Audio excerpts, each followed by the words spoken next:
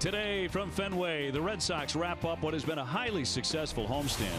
5-1 heading into the finale with Houston and flying high after the most thrilling Sox win of the season yesterday. Hi, everybody. Great day at Fenway Park. Great to have you with us. I'm Dave O'Brien. My partner, Jerry Remy, and Garen Austin joins us in just a moment. And, Jerry, yesterday, David Ortiz struck again, and you had to like his chances of driving in somebody because it seems like every other guy in the lineup has a pretty long hitting streak going. Well, certainly. And, you know, David Ortiz has today off because of what he did yesterday. It is a little bit fatigued today with Red Sox going on the road trip, so he's got the beginning of the game off. But John Farrell doesn't mind doing that to save his legs over the course of a long season, and he can do it now because so many other guys in the lineup are swinging the bat very well, led by Jackie Bradley Jr.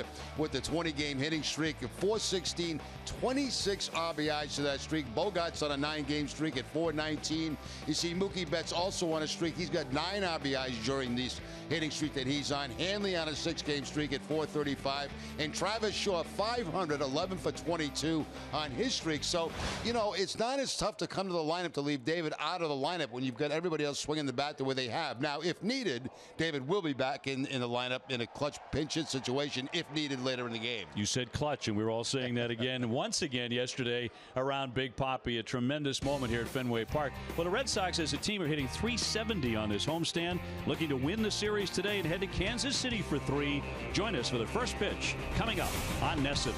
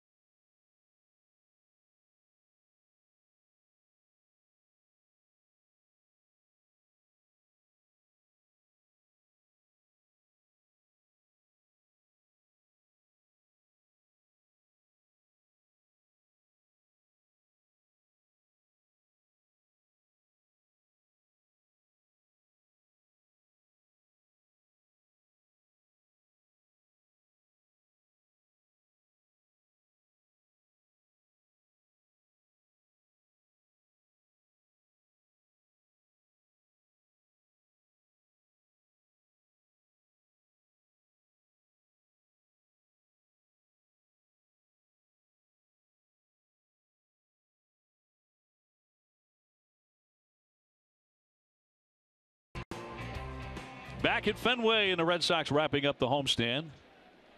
And Altuve digging in here.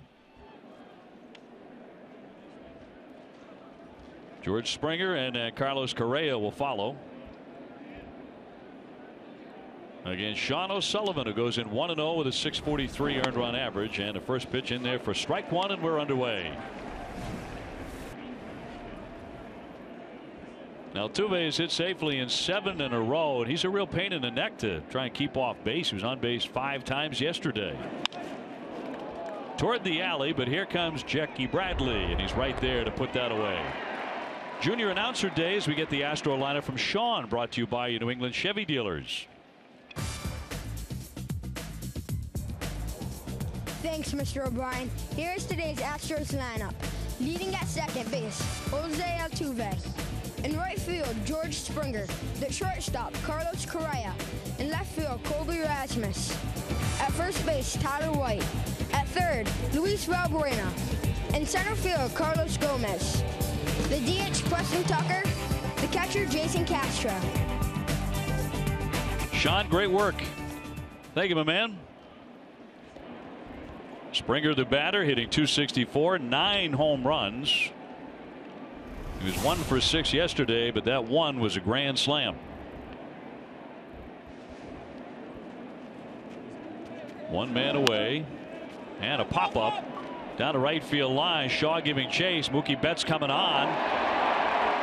Some play there by Mookie in a dead sprint.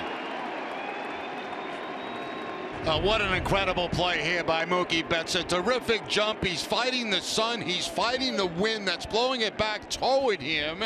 And he's able to make the catch going against the wall, close the glove, and hold on to the baseball. On that point, the Red Sox defense is brought to you by Southwest Airlines. First in the league, 14 errors, 37 games. Rutledge, Bogarts, Pedroia, Shaw in the infield, Holt, Bradley Jr., Betts in the outfield, and Hannigan doing the catching for O'Sullivan. And not a bad start for O'Sullivan getting a play like that. Here's Carlos Correa. He's a .275 hitter with 6 home runs and homered yesterday. Red Sox starting pitcher presented by your New England Audi dealers. O'Sullivan 1-0.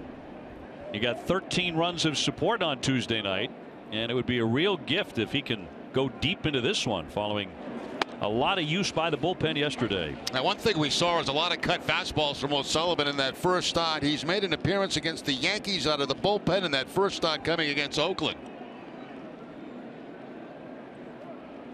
6-1, about 245, and that one slap foul. Sean made his first start as a member of the Red Sox 5 days ago. He got the win over the Oakland A's. He went 6. He was shutting out the A's through 5, but then he gave up 4 runs in the 6th inning, and he came out of the game and wound up with the W.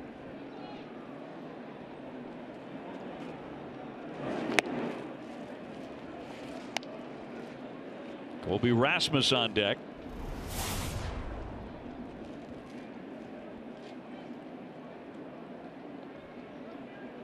And the 2-2 on the way to Carlos Correa.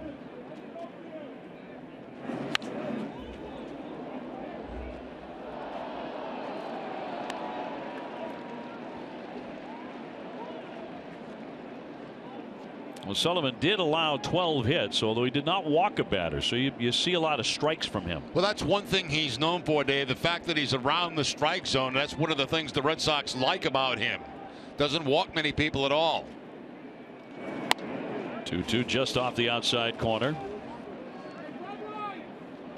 Some conditions to watch out for today. Obviously, the sun, as we saw that come into effect yesterday in the ball game, and the wind really howling out toward the bullpen area today. 3-2 pitch. Spoiled as he fouled it away. Today's umpires are brought to you by ToyotaCertified.com.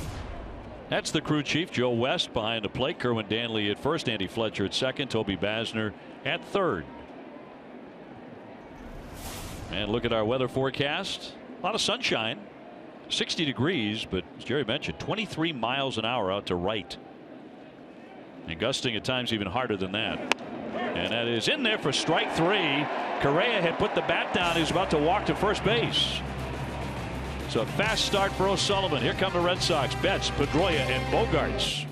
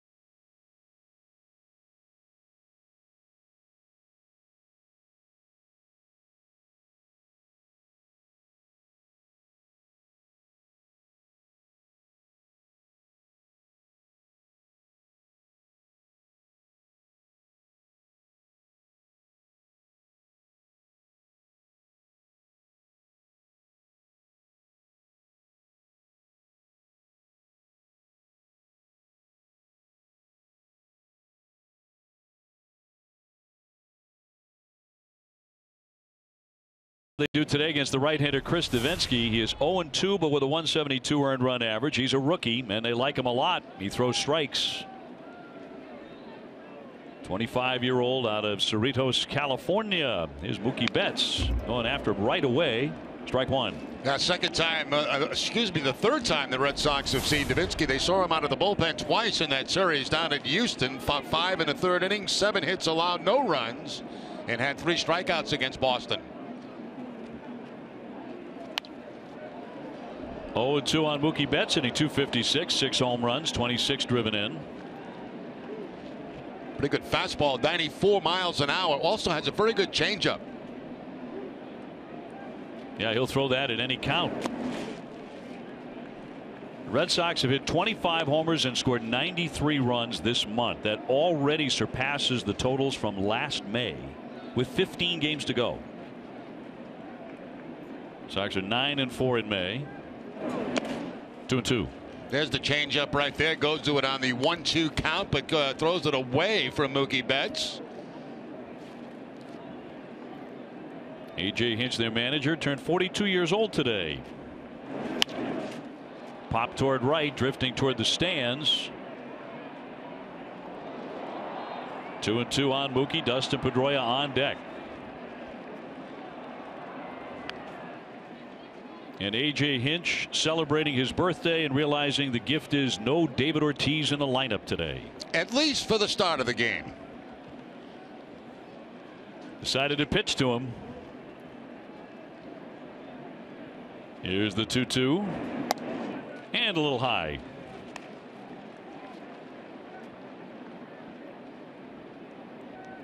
Mookie's hit safely in 6 straight games. Dustin Pedroia back in there today. And that is outside. He walks him. Well, it's Junior Announcer Day. We get the Red Sox lineup from Catherine. It's brought to you by BuyAToyota.com. Thanks, Mr. O'Brien. Here is today's Red Sox lineups. Leading off from right field, Mookie Betts. At second base, Dustin Pedroia. The shortstop, Xander Bogaerts. At first base, Travis Shaw. The DH, Hanley Ramirez. In center field, Jackie Bradley Jr. At third base, Josh Rutledge. At the left field, Brock Holt. The catcher, Ryan Hannigan. I love that smile from Catherine. What a great job. Dustin Pedroia taking one outside. Petey hitting .301, 6 homers, and 20 runs batted in. It's just like she was happy to get through the lineup without making a mistake. She did an amazing job. Mookie Betts aboard. He's 7 for 7 in steals. Not running, and a fastball will miss. Sox are 5-1 on the homestand, which ends today. On to Kansas City for 3, then back home on Friday against Cleveland and then Colorado. Red Sox have won 11 of the last 15.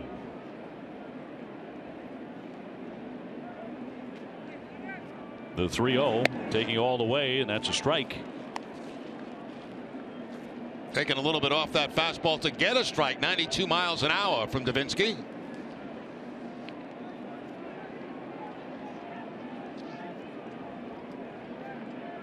Bogaerts would hit next. Here comes the 3-1. The runner goes and fouled away.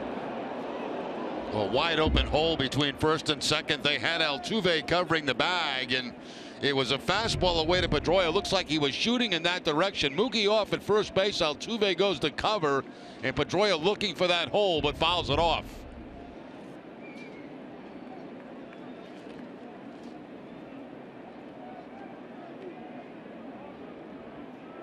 So 3-2 on Pedroia, who only played yesterday as a pinch hitter. The runner goes, and that is outside. So he's walked back-to-back hitters to start the afternoon. The Astros defense is brought to you by DraftKings. They are 10th in the American League, 21 errors in 38 games. Luis Valbuena at third base, Carlos Correa the shortstop, Jose Altuve at second, Tyler White the first baseman. Left to right, Colby Rasmus, Carlos Gomez, George Springer, and Juan Castro doing the catching. So setting up for a potential big inning once again in the first. Here's Xander Bogaerts, 340 with 3 home runs. His single with 2 outs in the 11th yesterday didn't get nearly enough play. The day belonged to David Ortiz, of course, but it led to the game-winning run, which he scored, and that's in there for a strike. He had been wild pitched to second base. A.J. Hinch and Michael Feliz elected not to put David Ortiz on base. Feliz had the 2 strikes on Big Papi. Hinch violating the Cardinal rule. You do not pitch to David Ortiz with the winning run on second base and first base open. And he paid the price. Diving back in, Mookie Betts. Now we've watched Pedroia do this a number of times, and that's exactly what Altuve is doing right now. Because of the speed at second base, and Betts, look at him, he's holding him on like a first baseman. We're seeing more and more of that. And they tried to pick off attempt, but not quite in time. Same thing this time. The 0-1 showing bunt, and it's outside. 1 ball, 1 strike. Couple of conversations already. Valbuena came in. Now Altuve comes in to have a chat with Davinsky. And back to that position of holding on Mookie Betts at second base. From there, you've really got to hustle to get into your fielding position. You don't want to leave a vacant hole, especially with Bogaerts, who goes in that direction. Xander with 52 hits through 37 games. As that is outside. On pace for well over 200 hits. Time now to see who's driving the ball, presented by Toyo Tires. Xander in May hitting .417 with 9 RBIs. Toyo, the official tire of the Boston Red Sox.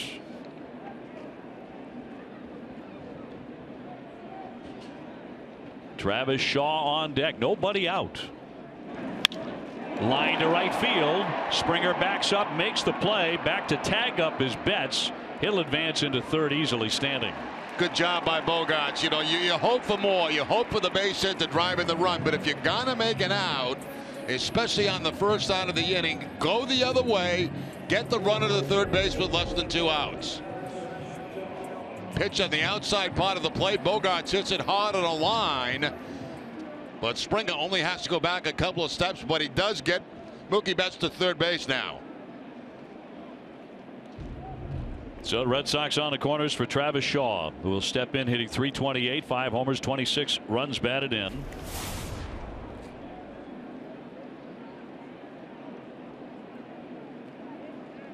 One man away.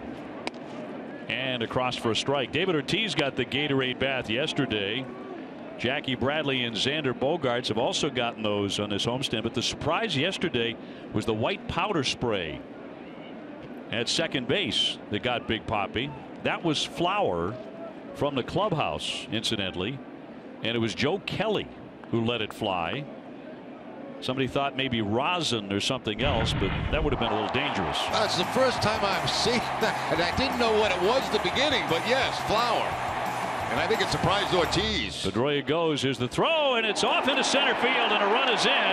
Betts will score. Pedroia up and running. He's into third, and the Red Sox have the lead here in the first inning on a throwing mistake by Castro. I love the aggressiveness by the Red Sox. First of all, you can get a big jump on Davinsky. He takes a long time to get the ball home. It's no contest at second base, and on top of that, you get the bad throw by Castro. So Mookie Betts is able to come in and score, and he knew as soon as he let that go, it was going to be a bad throw. Infield comes in. Should be a stolen base and an E2. Runner at third, 1-0 Red Sox, and that one floated foul. See, we talk about the Red Sox and their percentage of stealing bases, which is very, very high, and they just pick the right people to go against, the right combinations. So Torey Lovullo talking things over with Mookie Betts there, who just scored. And the 1-1. Little looper foul. I think that flower shower could become a new thing. I think that's going to be, well, I think it's going to be more than that. Joe Kelly, I think, has got a few surprises up his sleeve. You do? Yes. Love to know what those are. So would I. We'll probably hope we see one today. 1-2. Inside again, and he fought that off on the fastball. I've never seen that before. That's a good one. Great for celebrating or baking. How about Joe Kelly? Predicting that was going to happen. So he runs up to the clubhouse kitchen there and grabs some flour. Now I know what people are saying. Well, it's David Ortiz. It's not that difficult to predict that, but to have it ready to go is impressive. Well, you never know when you're going to strike, right? So get everything ready just in case for that perfect moment. This team's having a lot of fun with each other. The 0-2. Well, he's running everything inside on the thumbs. That's a good job there by fouling that pitch off by Travis Shaw. You don't want to take that, give the umpire a chance to ring you up. And it's a tough pitch to handle, but he's able to foul it off. Fastball inside part of the plate, just off the inside corner.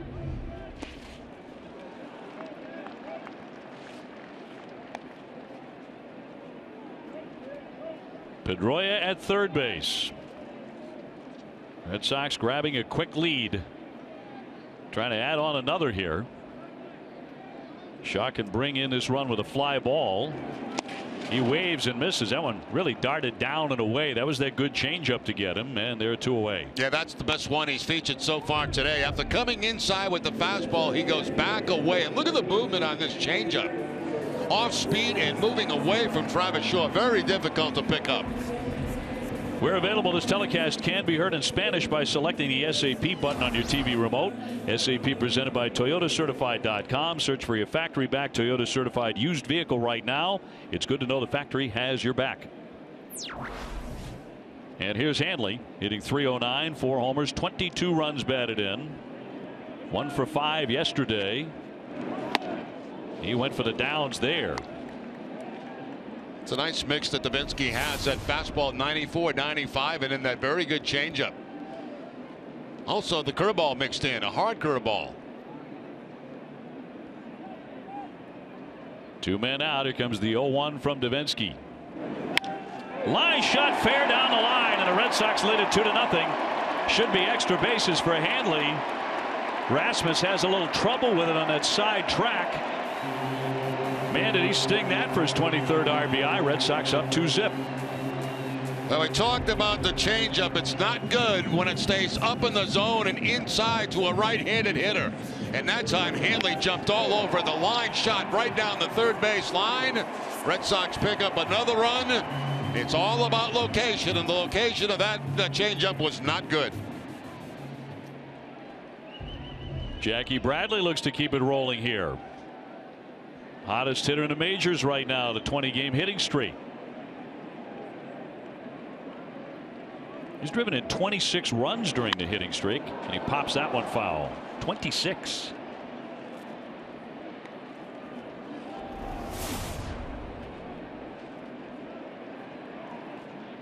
He's part of this run in today's lineup of 6 consecutive Red Sox hitters who are batting over 300.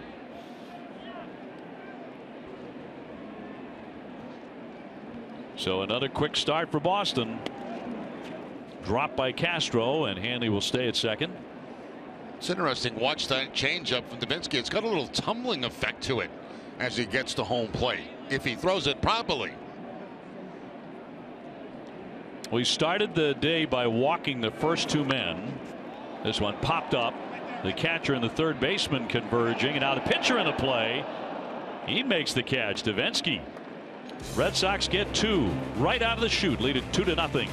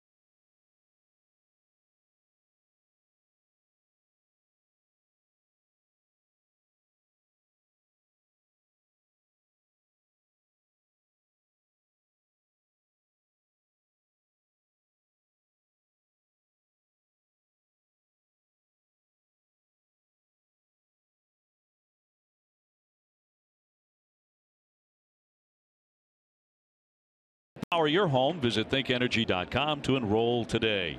Jerry Remy, Dave O'Brien, Garen Austin with you from Fenway. Red Sox with a 2-0 lead after the first inning on getaway day. So a little support for Sean O'Sullivan,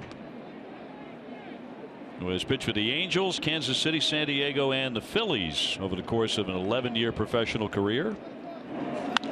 Rasmus pops that one foul out of play.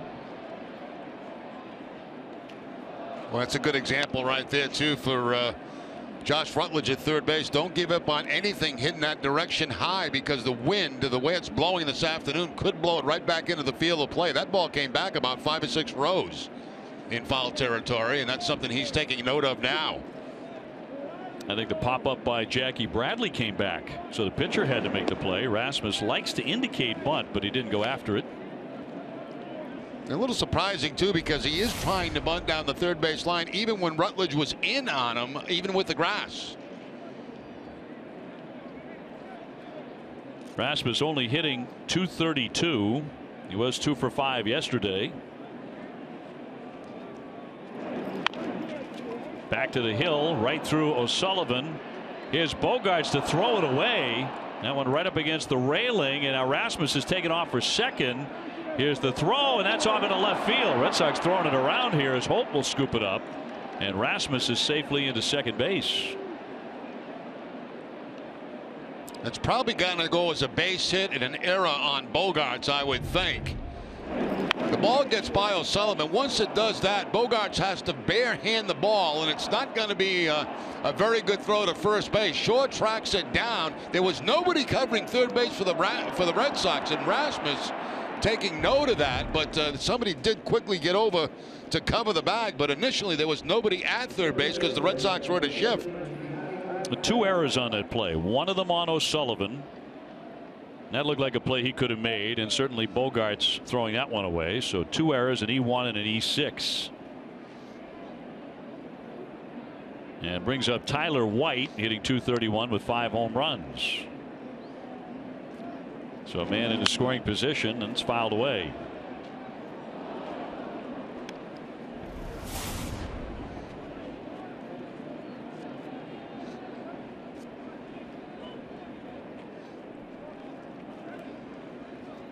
I believe that is Xander's first error of the season.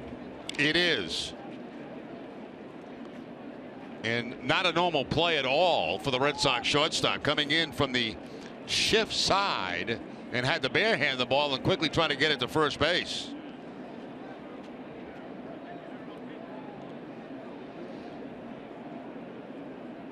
We're talking about the 15th of May, writing in a shortstop's first error. Here comes the 0-1.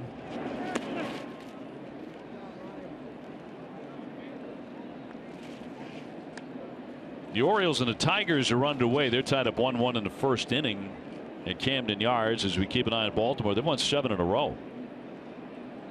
1-game lead over the Red Sox. It's a very hot Baltimore team.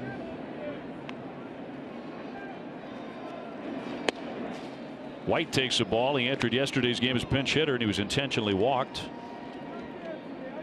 That was a fascinating baseball game yesterday. Yeah, it was a good game. It was a long game, but certainly worth the wait, the way it ended for the Red Sox. But a lot going on in that game. It was a fun game to broadcast. A lot of different strategies to discuss. Some mistakes made. Certainly looked like the Astros were looking for a squeeze play at one point in the game. They botched that. Helped the Red Sox cause there. A lot of small things in the middle of the big things yesterday in that game. That was an entertaining game for the fans. And they really hung in there. I mean, big crowd of over 37,000 and hardly anybody left. 3-1 is poked foul.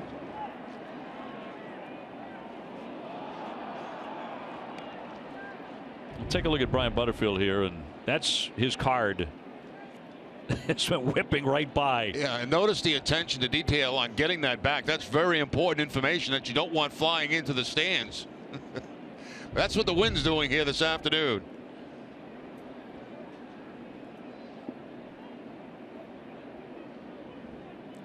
The 3-2 pitch to White with a runner at second base, nobody out.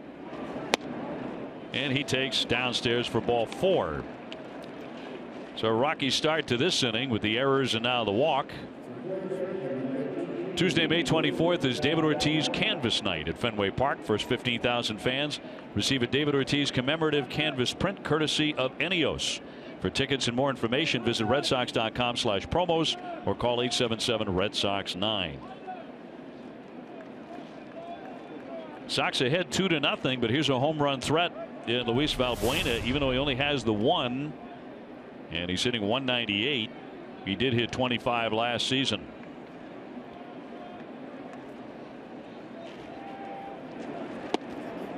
That's a strike. Curveball that time. First curveball we've seen featured by O'Sullivan today. He's used the cutter. He's used his fastball. He's used his slider. This time the curveball to get ahead in the count.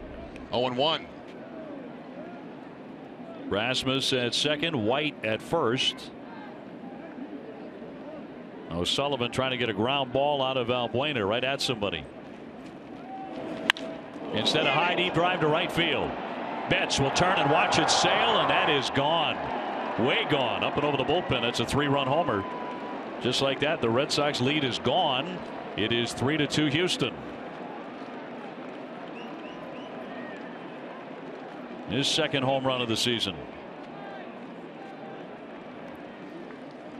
Now Valbuena, you mentioned it, has home run power. It hasn't been a quick start for him this season, but he gets a fastball right there, right down the middle of the plate, and just about belt high and hooks it up into that wind. And that once it gets up in that wind, it just really carries. I mean, it would have been a home run anyway, but he got a little extra distance on it. And he knew it. Yeah, he did. Right out of contact, he knew it.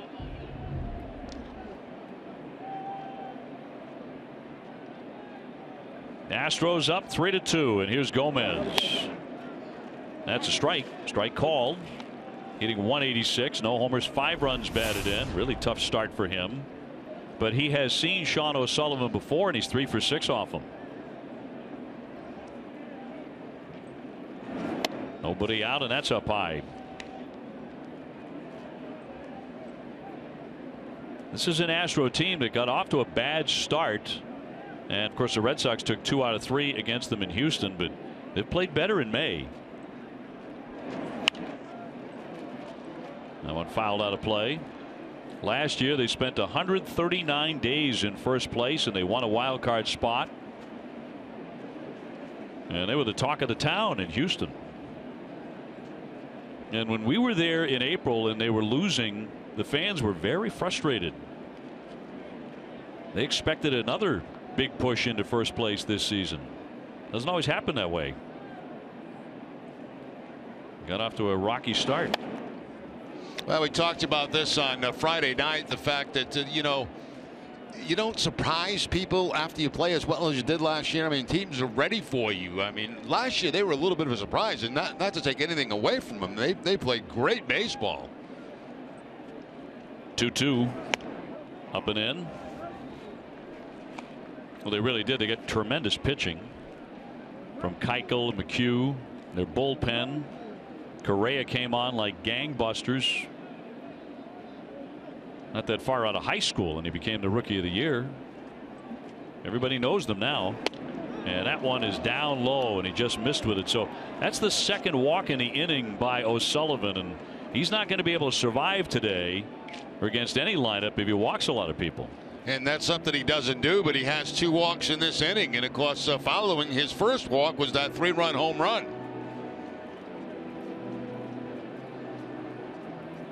Don't miss WB Mason Extra Innings Live right after the game. TC and Steve Lyons will break it all down. You'll also hear from Sean O'Sullivan and John Farrell. Whatever, whenever, wherever, who but WB Mason.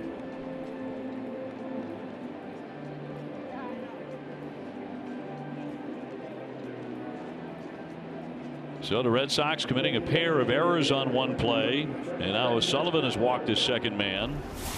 Valbuena torching a 3-run homer. And now with Gomez aboard, the batter will be the DH Preston Tucker, hitting just 185.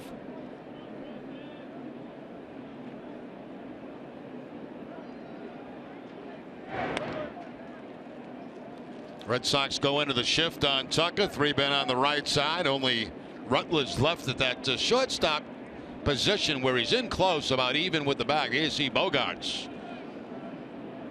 on the right side of the infield.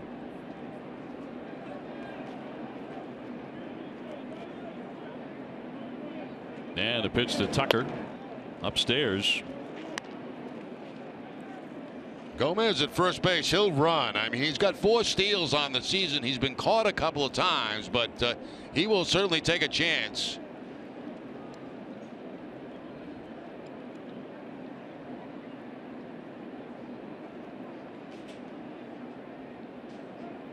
O'Sullivan working with Hannigan today. He goes sprawling back in. The other thing about Gomez, you know, when you haven't been on base a lot, and he hasn't been because he's only hitting 186. Once you get on there and you're a base stealer, you want to go. You haven't done it very much. And certainly his style holding here. And another one high.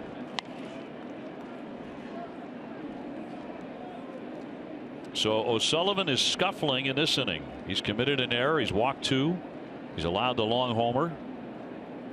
And now Rutledge will move way over on the right side of the diamond. Yeah, they're not expecting a bunt anymore out of Tucker. So they make the switch defensively. The 2-0 pitch, runner goes. It's a strike. Here's the throw, and they're not going to get him. So as you predicted, Jerry, he wanted to go, and he did. He picks up the theft. Yeah, you know, it's a combination of things. Obviously, you've got a base stealer on there, but it's a base stealer who hasn't been on base very much. And once they get an opportunity to get on base, they want to go. And it's not a bad idea by the Astros. Keep pressure on. They lead the American League in stolen bases, so you can expect them to be aggressive once they do get on base. Now here's where Bogarts, the shortstop's in a tough spot. He's in the shift, but he's got to be responsible for keeping Gomez close to second base, so he'll take off again. Nobody out, and here's the 2-1. Right through it. And back to a breaking ball, a slider. Tucker is the older brother of Kyle Tucker, who was a first-round draft pick of the Astros last year, so it's a real baseball family. He started at the University of Florida, where he set a school record for hits, doubles, and RBIs in a career.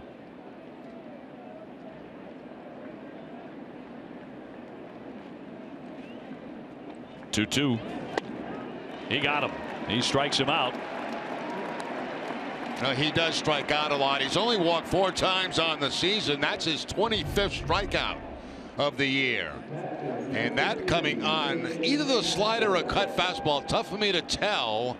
But whatever one it was effective. He got the swing and miss. Make a great point, because a lot of times you'll look at a pitcher's arsenal and they'll say cutter or slider. Yeah. And they're almost identical. Almost identical. The cutter is a smaller break, and it breaks later than the slider does.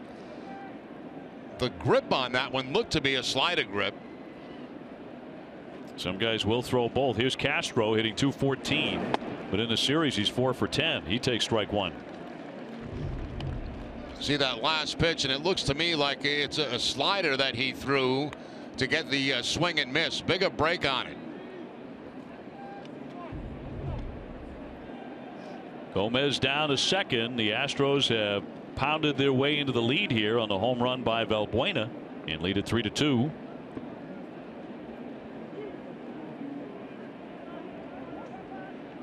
Creeping in Bogarts, but the throw won't get him. No tag.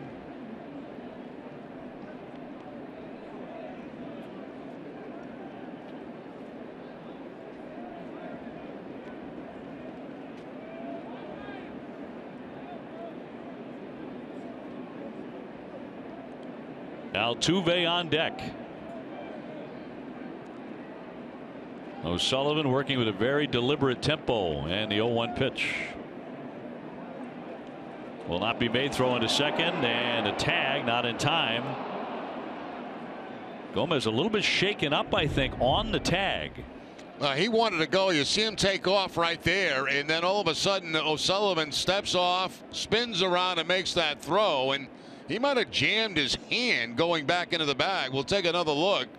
The tag's going to be on the forearm. Does he get stepped on? No. Tough to tell exactly what he hurt going back into the bag.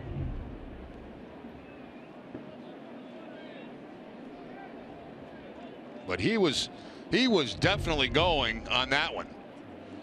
Now let's take a look at the head. Does his head hit the? Yeah, he bangs his head into the knee. It looks like a Bogarts, and maybe a little stunned after that contact. Yeah, so he's probably going through some concussion tests right here. That first run of them, answering those questions, and you've got to pass those to stay in the game. A.J. Hinch, the manager, out there too. He tells Xander he's okay. Xander slapped a pretty forceful tag on him too. He made sure. It looked like it was going to be a very close play, and you want to be quick with that tag, as quick as possible. So the count is 0-1 with one down, 3 runs in for Houston. They lead at 3-2.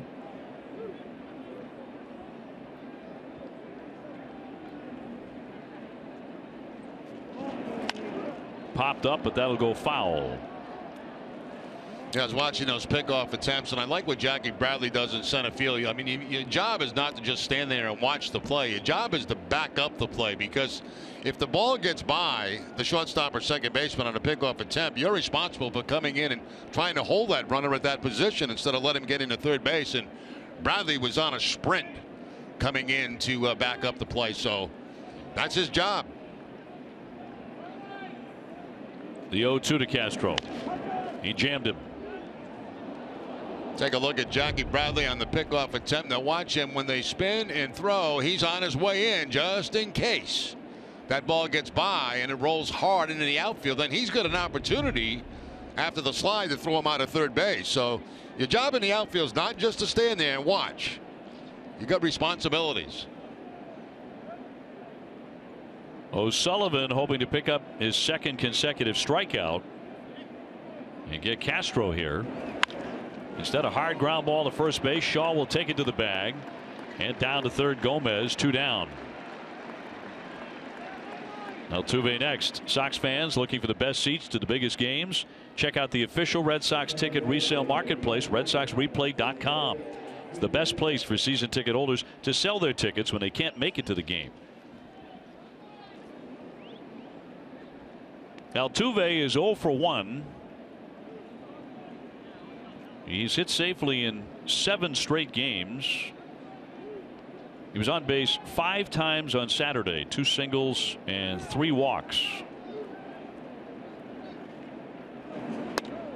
And a strike.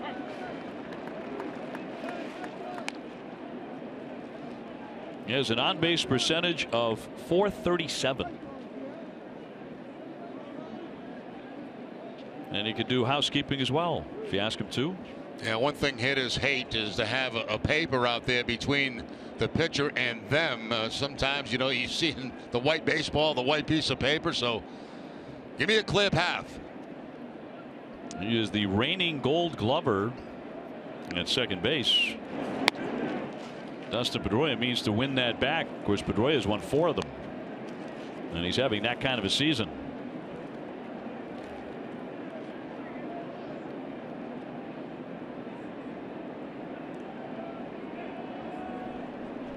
Two of the best in the business there. Outside. Altuve leading the majors in runs, stolen bases, doubles. He's second in OPS and third in slugging percentage.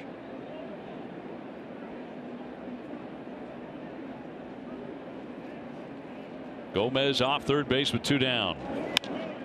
Fly to right field, but there's Betts looking up into the sun. It kept on carrying, but he makes the play. But the Houston Astros get 3 on the home run by Valbuena. 3-2 Astros.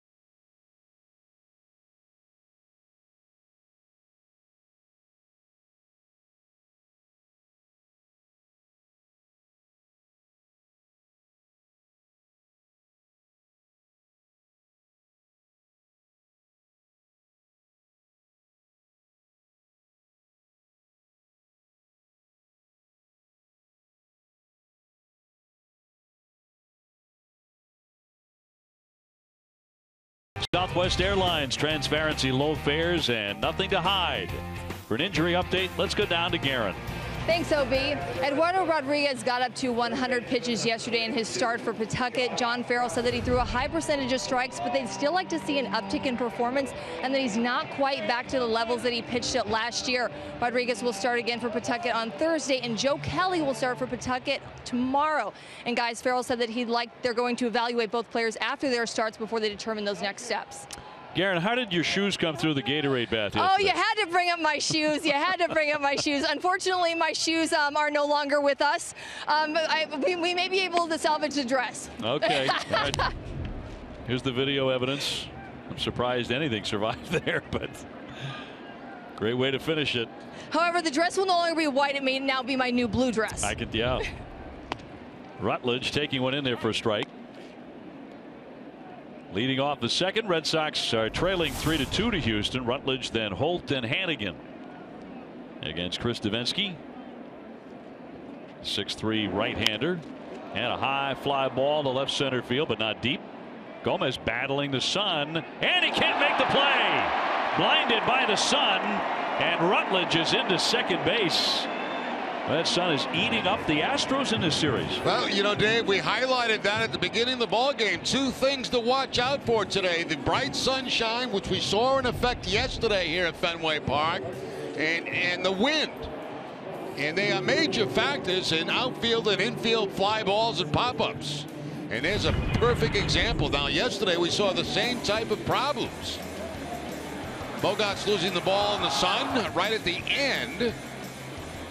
We saw it again with the Astros as Correa actually got hit on the arm with a fly ball.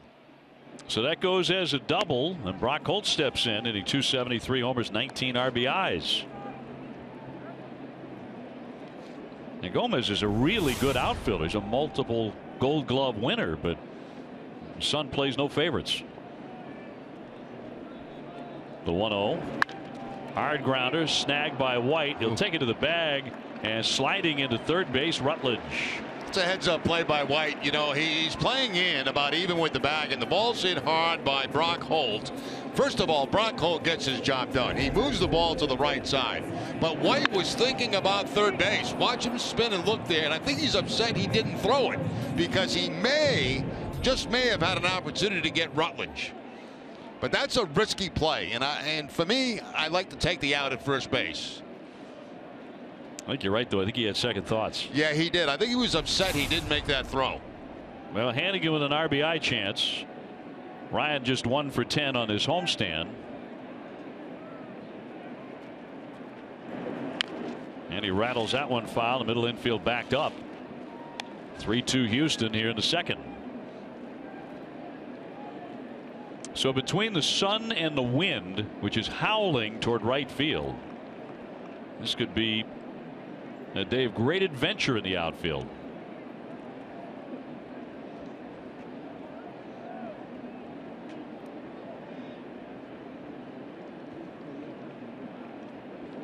The rookie Davinsky with an 0-1 and a big breaking ball inside.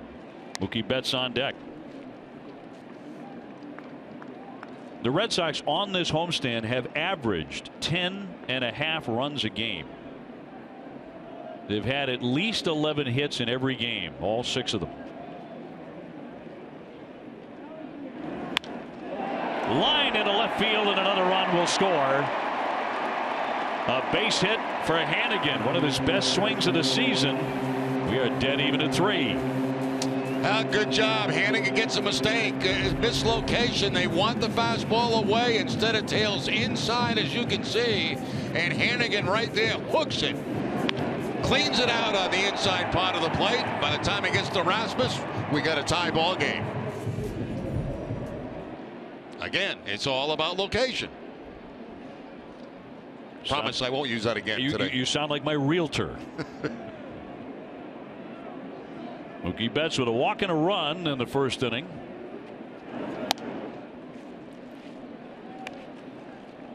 Mookie has at least 1 hit and 1 RBI in 5 straight games, which is a really nice stat for a leadoff man.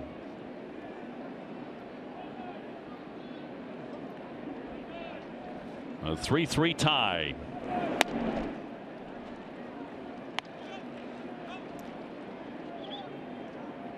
Red Sox are leading the major leagues in runs scored.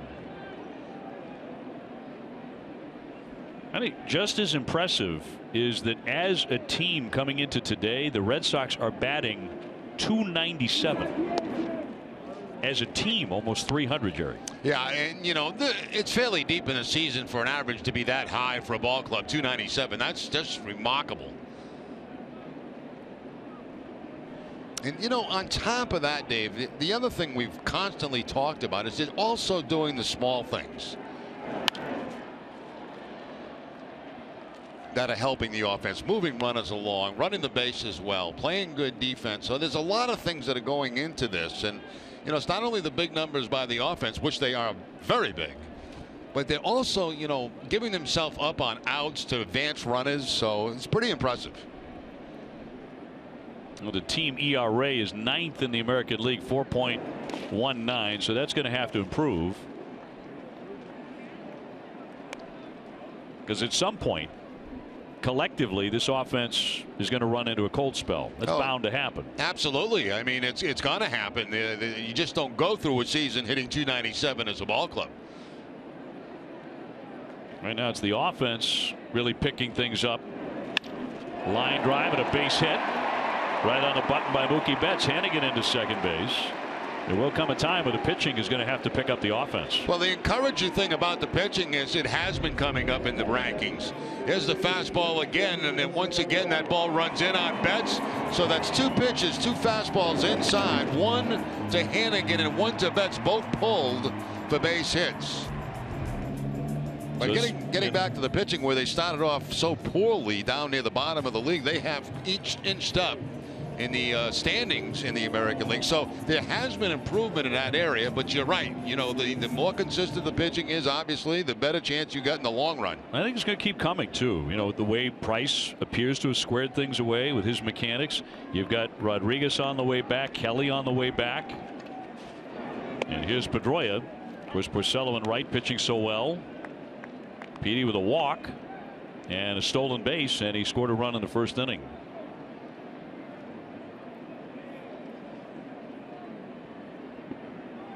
Red Sox with runners at first and second. They've tied the game, trying to regain the lead. Line to right field. Springer there, backing up, tagging up now Hannigan, and he'll advance to third. And there are 2 down. Tomorrow at 6:30, don't miss Red Sox Game Day Live, presented by DCU. TC, Jim Rice, and Steve Lyons will preview Rick Porcello's start against the Royals. DCU Digital Federal Credit Union. What can DCU save you? Rick going in 6-1 with an ERA of 3.11. That'll be tomorrow against Yordano Ventura. David Price goes on Tuesday, and on Wednesday, Stephen Wright. So the Sox have the pitching stacked up very nicely. Weather could be a real concern those first couple of days, though, in Kansas City. They're anticipating rain.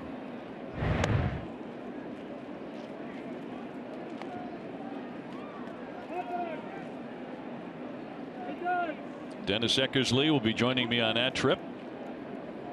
Only a 3-game series, and then the Red Sox right back home. And Jerry Remy will be right back with us at Fenway. The runner goes, and the pitch is outside, and it'll be a stolen base for Mookie Betts, who is 8 for 8.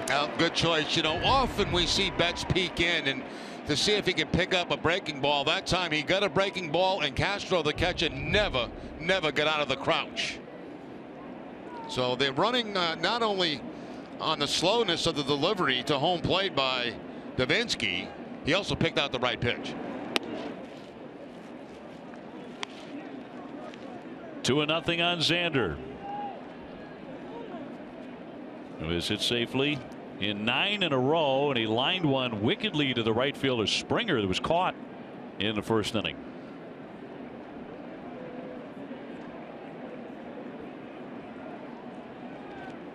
The 2-0 pitch, and that is ball 3. Travis Shaw on deck, maybe moments away from swinging with the bases loaded. And I'll tell you what, Bogaerts, he just may have the green light here. 3 balls and no strikes with a couple of men in scoring position. I mean, he's only hitting .340 coming into the game.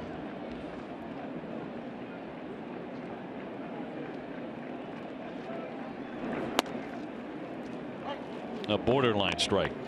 And not the kind of pitch you want to swing at right there on a 3-0 count. A ball that's away from you and a nasty pitch on the outside corner.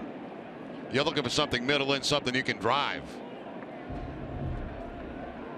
Hitters count for Xander. Runners at second and third. A little pop up down the right field line, off into the stands. David Ortiz resting today. He earned it.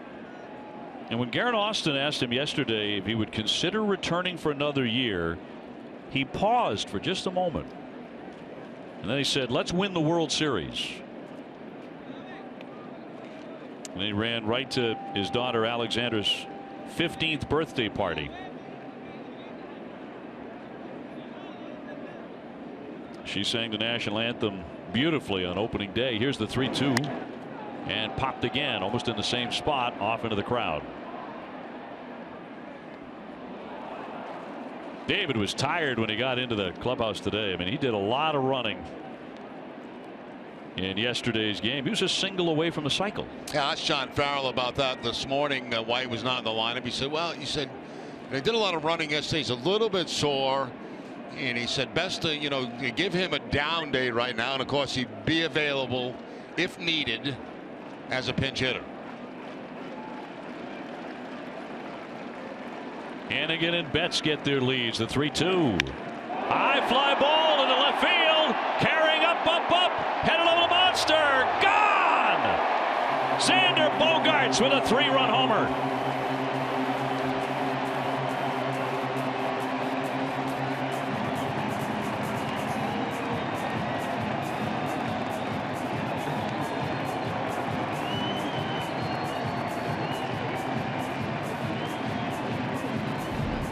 Bogaerts picks up number 4 on the season. We've seen every fastball that's been inside in this inning get roped by the Red Sox. Hannigan got one. Betts gets one. Now Bogaerts gets one, and Bogaerts takes it over everything out in left field. What did I tell you about his power, Dave? I mean, I really expect him to be around 15 by the time it's over. You and I were discussing it in spring training, and for him, that's number 4. Absolutely spanked it. Shaw with a high pop. The shortstop just lost it entirely. Here comes Rasmus. He makes the play. That one almost fell in. Xander hit his entirely out of the ballpark 3-run homer, and the Red Sox leading it 6-3. The offense exploding again.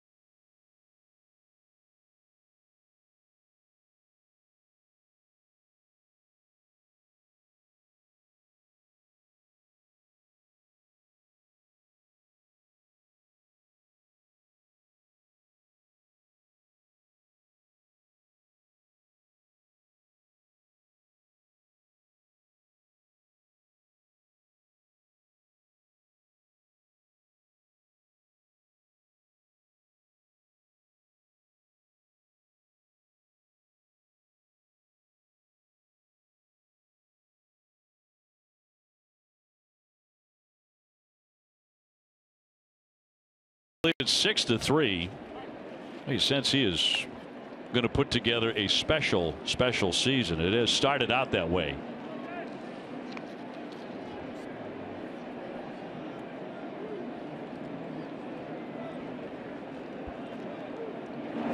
Springer taking one down low, 0 for 1 with a fly out to right field. Well, Speedway is proud to be New England's first choice for value and convenience. For every Red Sox homer this season, Speedway donates $500 to the Boston Children's Hospital. Stop by a Speedway store near you, pick up your Speedway rewards card, and start earning points today.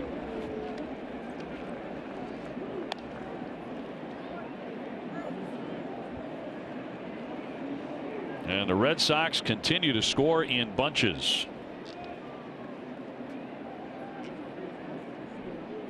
This has been some homestand.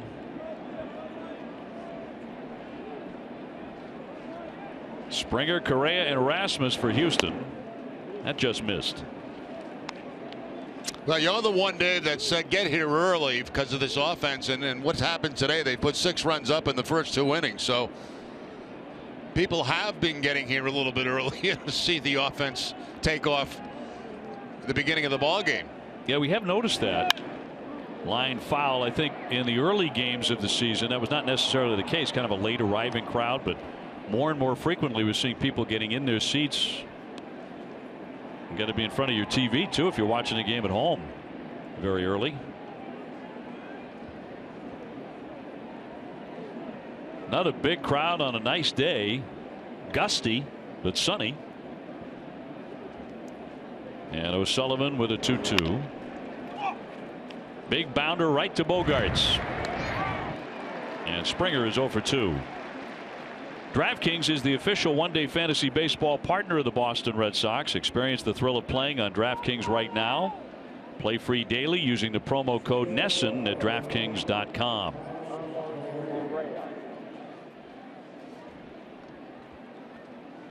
One away for Correa.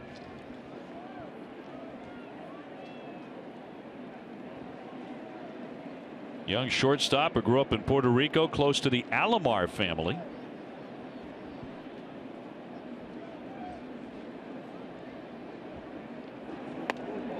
In tight. Word is he has agreed to act in an upcoming movie about the life of Roberto Clemente.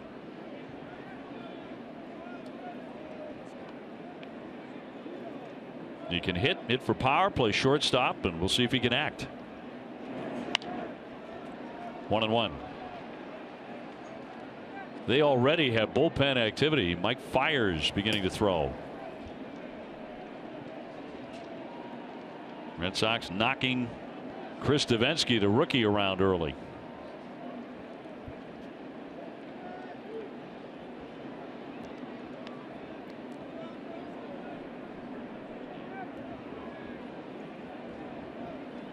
The 1-1 pitch outside. I don't believe he is playing Roberto Clemente in the film. I think it's a supporting role. Hey, whatever. I mean, you know, to become an actor at that age, that's fantastic. It offers him a career when he's done with baseball. Just missed. Hannigan held it there for an extra moment. Looked like a pretty good pitch. A fastball at the bottom of the strike zone, not called a strike.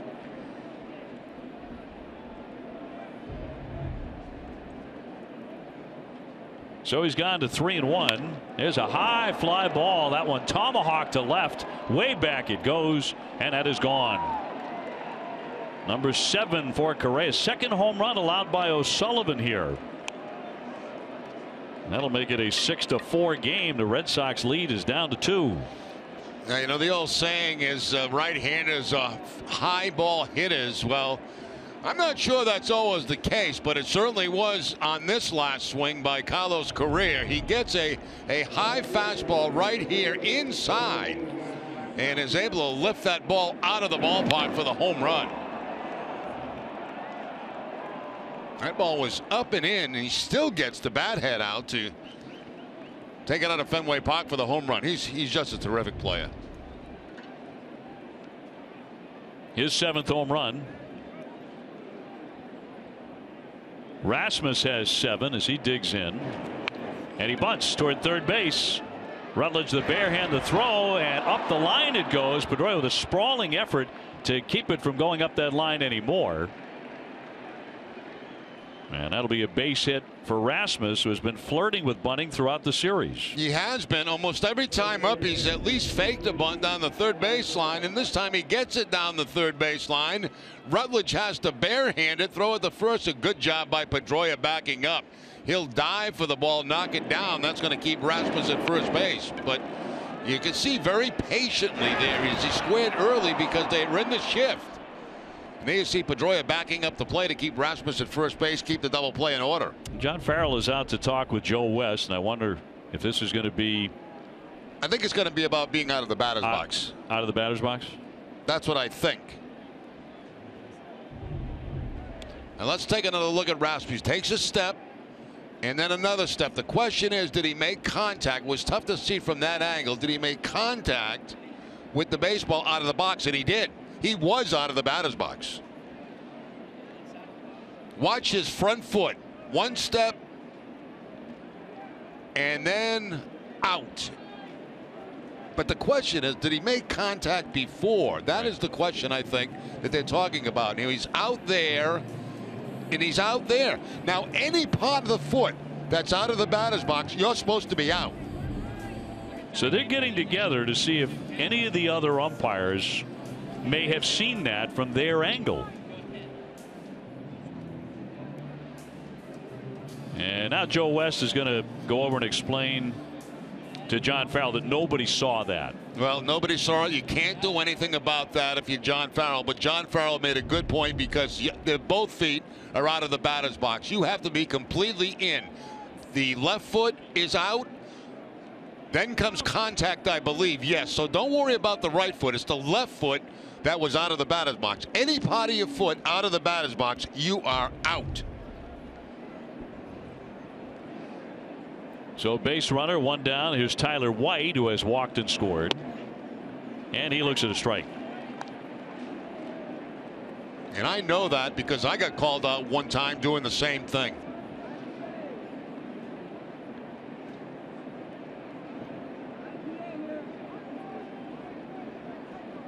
And you bunted a lot. Yes. That trims the outside corner for a called strike.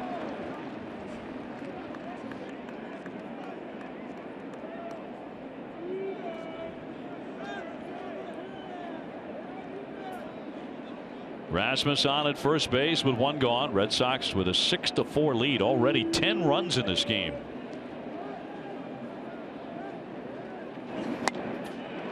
Swing and a miss, and down he goes on a fastball with some life on it. White fans.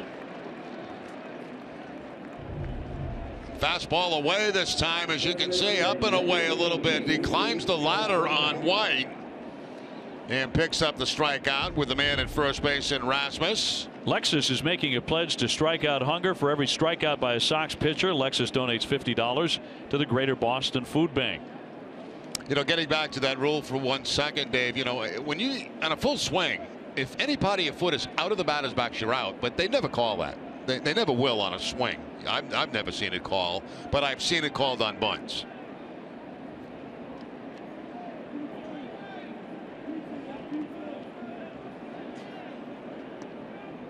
Here's Valbuena. He's already crushed a 3-run homer. That came in the second inning. 2 down. And that'll sink in there for a called strike. That's why a lot of times you'll see hitters who stand deep in the batter's box rub out that line behind home plate because they want to get as deep as they possibly can.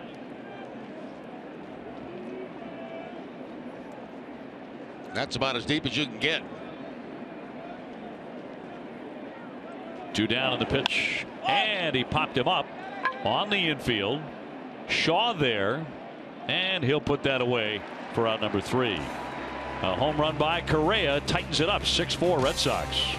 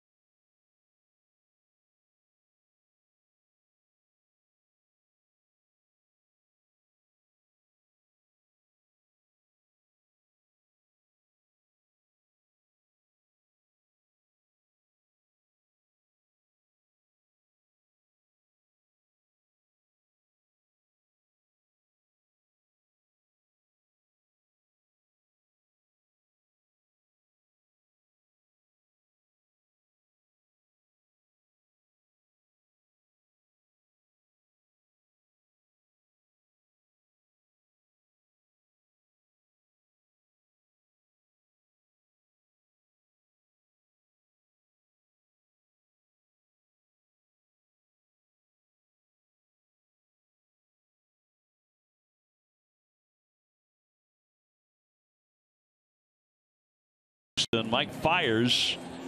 Chris Davinsky, their rookie right-hander, only lasting 2 innings, gives up 6 runs on 5 hits, including a big 3-run homer out of Fenway Park by Xander Bogaerts. Back to that play by Rasmus, by the way. We were looking through all of the items that can be reviewed and those we know that cannot be reviewed. It wasn't on either list, but obviously it can't be reviewed, that particular bunt play. But as Jerry said, that's why they went to the umpires to see if anybody could overturn it. Yeah, and you know, Dave, on that subject, you know, it's pretty impossible for one of the base umpires to see that from where they're located. It really has to be a home plate umpire call, and that's a hard one too, because you know they're looking at the pitch, and you know it's a very difficult call to make. See that left foot out of the box, contact made. Don't worry about the right foot because contact has already been made, and that one's out of the box too, but that's after contact. But that's a very tough call, very difficult to make. Just about impossible. Well, Hanley Ramirez will lead off the 3rd inning here. Red Sox with a 6-4 lead. The sun has disappeared, and the Astros are thrilled because they have had considerably more difficulty with the sun in this series than the Red Sox have. The Red Sox have had a little. Hanley has an RBI double that he torched down the left field line. His first at bat, his 23rd run batted in, and he looks at a strike from Fiers. He'll be followed by Jackie Bradley, who's 0 for 1 in his bid to make it 21 straight.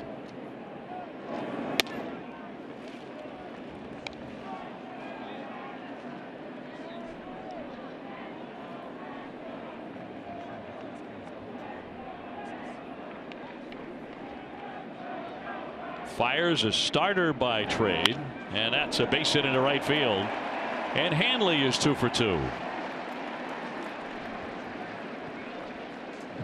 So Davinsky knocked out. Here's his pitching line, brought to you by your Eastern Lexus dealers. A short stint. Walked a couple of men, 6 earned runs, 56 pitches, and not enough strikes. And the Red Sox keep on swinging the bats. Here comes Jackie. Popped up to the pitcher his first time up. He is hitting .416 during his 20-game hitting streak with an on-base percentage of .458. Dribbled on the infield, charged by the first baseman. He bobbles it, flips now. Altuve was there to cover and got him. Down to second base is Hanley Ramirez. Good recovery by Tyler White at first base. He wanted to get Ramirez at second base and then had to make a quick shuffle pass to get Bradley at first. He really didn't have much of a chance at Hanley at second base. I was even surprised to see him look in that direction. And then as he's turning, he drops the baseball right there. Never really had it in his glove, and then had to go to the shuffle pass to first base. So it goes 3-4, and the batter is Josh Rutledge, who has already doubled and scored in this one. He's hitting .375. Red Sox up 6-4.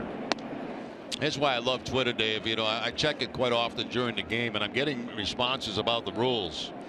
And Rule 603 says the foot has to entirely be out of the batter's box, and I'm not sure it was on that particular occasion with Colby Rasmus. It looked like it. 0-1 hammered. Oh, and a kick.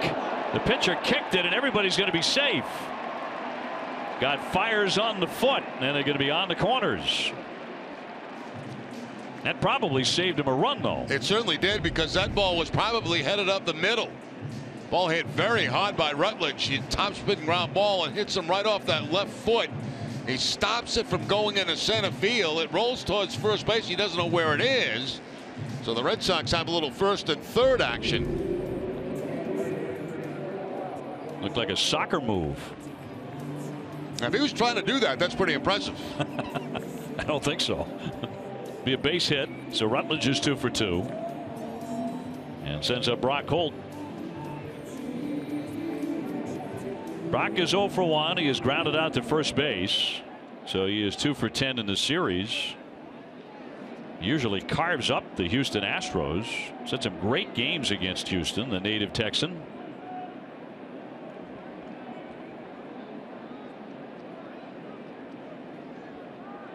Two men on here in the third inning.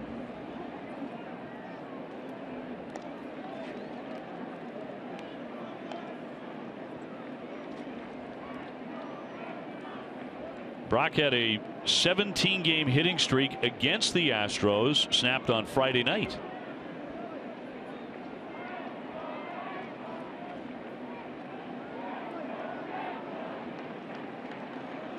And fires, delivers. You know, just to be with infielders here, you know, we talked about Bradley backing up a pickoff attempt at second base, and small thing, but good for kids to know, is even on the throw to first base on a pickoff attempt, when that throw comes back from the first baseman, what's the third baseman supposed to do? Back up the throw. And that's exactly what Valbuena did a couple of pitches ago.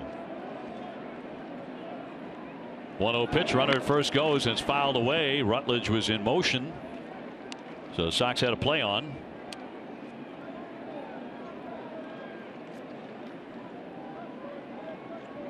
I remember the 5-hit game that Brock Holt had in Houston 2 years ago. 5 hits, cranked a home run. His family was in the stands. His mom was in tears watching her son have 5 hits against the Astros. Dive back for Rutledge.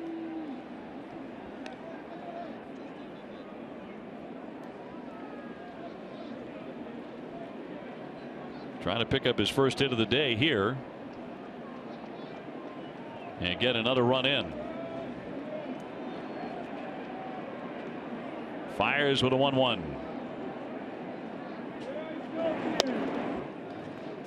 Well, you know, we have announced this Sunday, you know, kids announced the lineups. We have a clubhouse. Now, this is for young kids. Watch the third baseman on a throw back to a pitcher. He backs up the pitcher to make sure the ball doesn't get by him, just in case, so the run doesn't score or a runner in advance. So it's a small thing, but it's things that kids should know.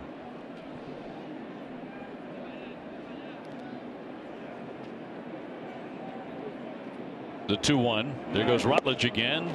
Swung on and missed. There's the throw down to second, and not in time. Hanley holding at third base. So Rutledge has a stolen base, and now they're 2 men in scoring position.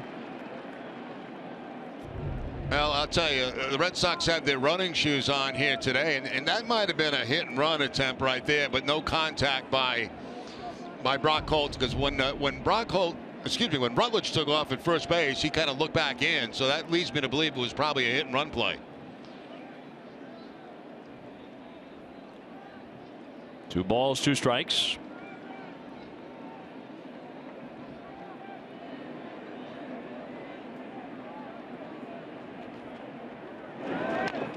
And he just made contact there.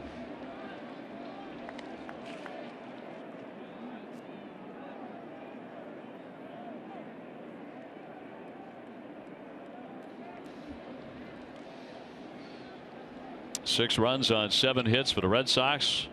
4 runs on 3 hits for Houston. A lot of scoring early. Only the 3rd inning.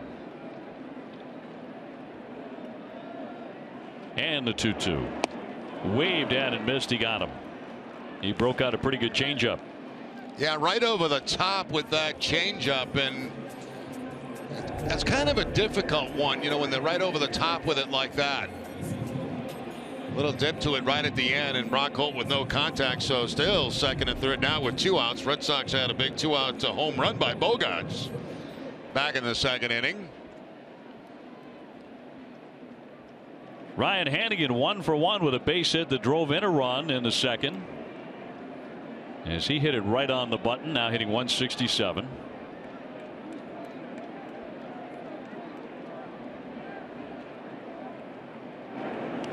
He bounced it up there, and Castro with a nice stop.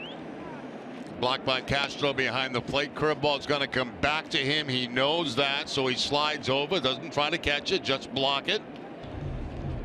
Here's the slide to his right, and then watch the ball come back. Breaking ball will do that. And gets him right off the chest protector. Well, Houston brings out the best in Ryan Hanigan. He's played 53 games against them. He's hitting .344 with 2 homers. He checks in a strike.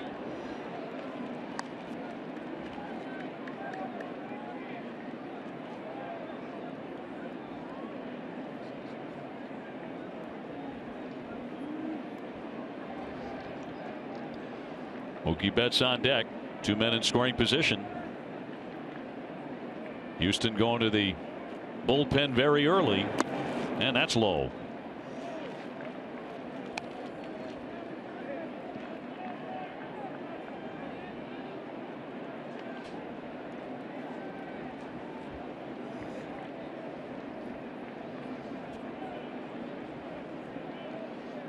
Hanigan looking for his second hit this afternoon.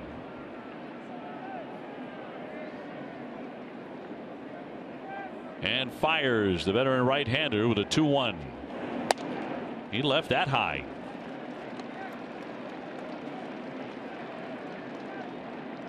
So Hanigan should get something to swing at. Betts on deck.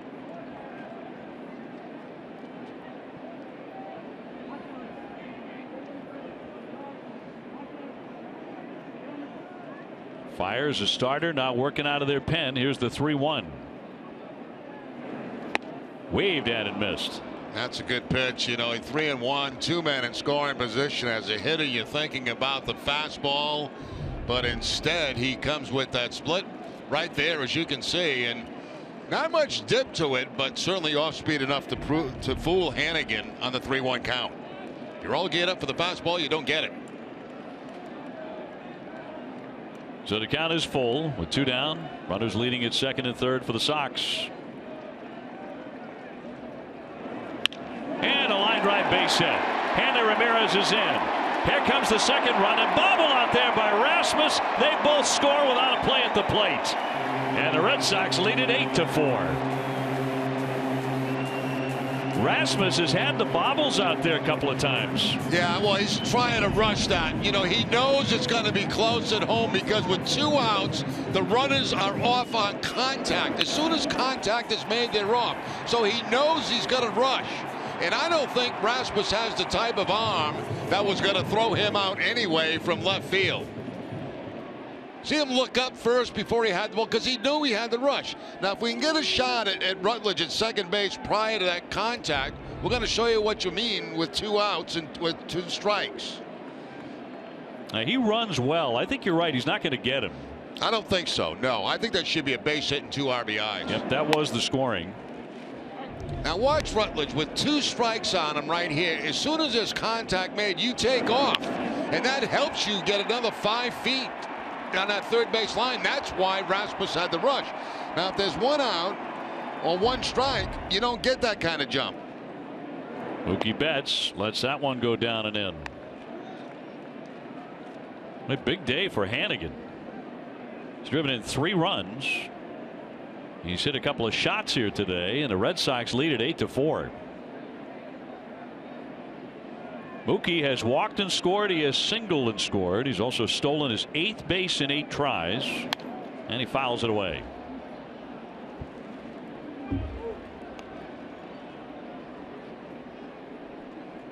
Rasmus did not give himself a chance to throw out the runner as he left it behind, but Rutledge does motor around in good shape. And, you know, the big thing there, as I mentioned, too, you know, with the 2 strikes and you're off on contact, it makes a big difference. There's 4 or 5 steps you pick up, and that's going to make that left fielder rush because he knows that that run is off. 1-2. The Red Sox just keep on pressing and pressing. 3 more hits in this inning. They had 4 last inning. Hanley Ramirez had a run scoring double in the first inning.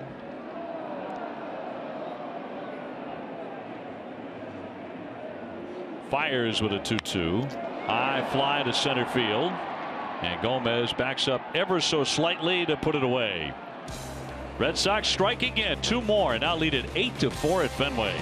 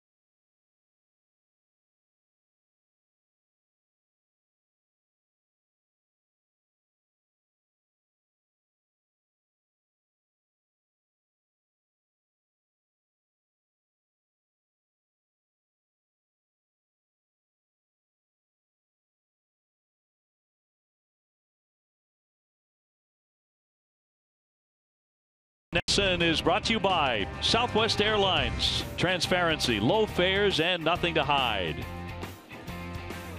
A big day at the ballpark before we get underway. Wally's birthday, and he had all the mascots from all over Major League Baseball here at Fenway Park, and they came bringing gifts, Jerry. Yeah, you know, big day for Wally, and I remember Wally when he was a nothing. I mean, now he's huge. Huge. Remember when Wally first came out of the wall, it was, you know, before a lot of change here at Fenway Park, and he was not well received his first time coming out. Particularly by you. No, that's just the opposite. As Pedroia goes back, fighting the sun, it's popped out again. Well, I know publicly you were a big supporter, but you've come around now, which is nice. But oh no, I jumped on Wally's bandwagon right from the beginning. You did? Yeah, I got to a point there for a while where I had stories about him every day. I took him on the road with me. We did little cameos at different spots. He went to Alcatraz. He did a lot of stuff, so he became very popular, you know. And yeah. You made him popular. Well, he was nothing. I mean, he came out and he got booed.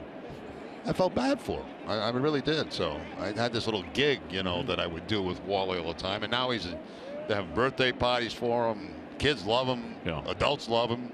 You love him. He's got a sister now. He's got a sister. I don't know where she came from, but he's got a nice sister. And now he never calls, never writes. Oh, no, he's too big a star now.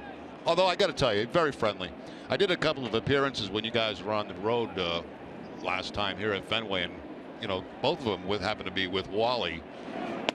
And he's a big star. I mean, everybody wants a picture with him. Everybody wants to be, you know, take a picture and have it framed when they get home. So it's you know, it's pretty special. Yeah. And you know, happy birthday to him. I had always thought you were just sort of putting on that, but clearly you're deeply touched by Wally. And well, you want to know the true story? I do. The true story, the very true story is, and this was a long time ago when he came out and he got booed. They were trying to push Wally, and they came to me and they said, you know, can you push him a little bit in the booth because we got this Wally giveaway day. Yeah. And they were giving away Wally beanbags, and they didn't have a large crowd expected on that particular day. And so I kept pushing it and pushing it and pushing it, and the bet was if they got over a certain amount of people in the ballpark, I would get a free dinner. That's how it started. That's a true story. Mm-hmm. They got over the number of people than they thought, and I never got the dinner. Oh, so they came up with Butkus. Yep. No such thing as a free dinner. It's the old regime. If it was this regime, I wouldn't have said it. But the other regime a little tight. No, I just think they forgot. Into the outfield, Pedroia to snag that, and Tucker is retired. 2 up and 2 down. Did you miss today's all-new episode of NESN Clubhouse? Well, catch the encore presentation today following our Red Sox coverage. NESN Clubhouse presented by Delta Dental of Massachusetts. Jason Castro to step up. Red Sox with an 8-4 lead. There's your star. Yeah, and mascots have come today from all over the country to be part of this celebration, this wonderful celebration at Fenway Park. You are selling it. Happy birthday to Wally. In for a called strike. Castro's 0 for 1. 8 runs, 8 hits already for the Red Sox. 4 runs on 3 hits for Houston. And the sun again back out. And at times it has been blinding.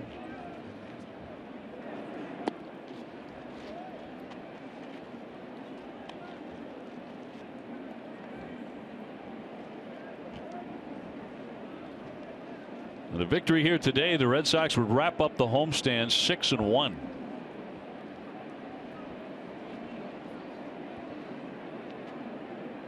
And hoping to take this offense on the road to Kansas City against the defending world champions.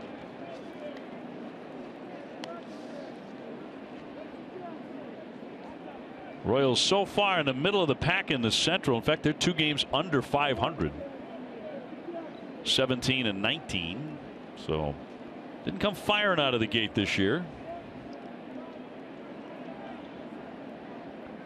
Neither did this Houston club. 2-2. Yesterday's star, the star of many yesterdays, David Ortiz, relaxing here this afternoon, at least at the outset. Yesterday his 600th double. And took the bag with him. Line drive. Oh, and a leap and a snag by Pedroia. Wonderful play. He steals a hit from Castro. 1, 2, 3 they go.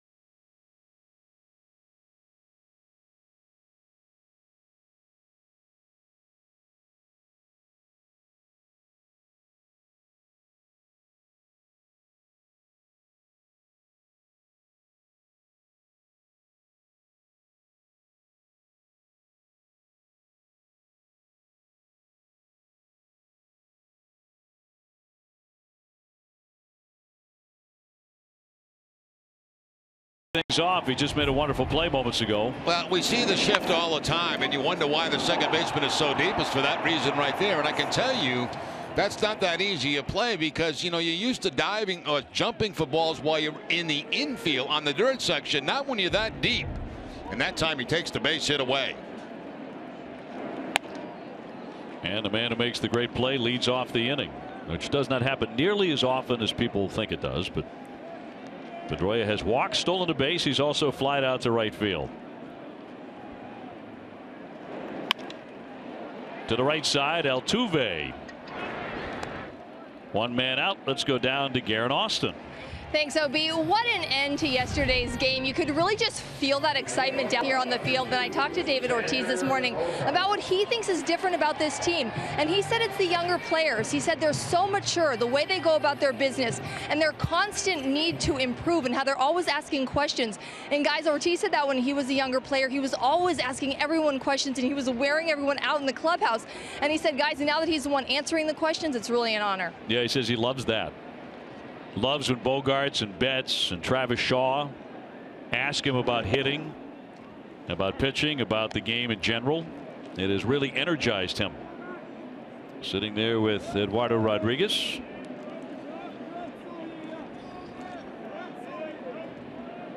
Big Papi for the 20th time in his career with a walk-off hit. Bogarts stings that one dead away center. Gomez backing up to the track. Leaps up and makes the catch despite the snow cone very close to the wall. That's 3 times now Bogarts is hitting right on the screws. Yeah, he really has a line drive to right field, a 3-run home run. Now this fly ball, which is a very difficult play out there for Gomez, because remember, as we talked about, he's fighting the sun, he's fighting the wind, and you could see him readjust a couple of times just to make that catch. 2 down for Travis Shaw. He has struck out and flied out. He's trying to run his hitting streak to 7 in a row. Red Sox ahead 8-4 in the 4th inning. To the first baseman White. And that's going to be a fast inning. Very few pitches by Fiers. Red Sox go in order. They lead 8-4.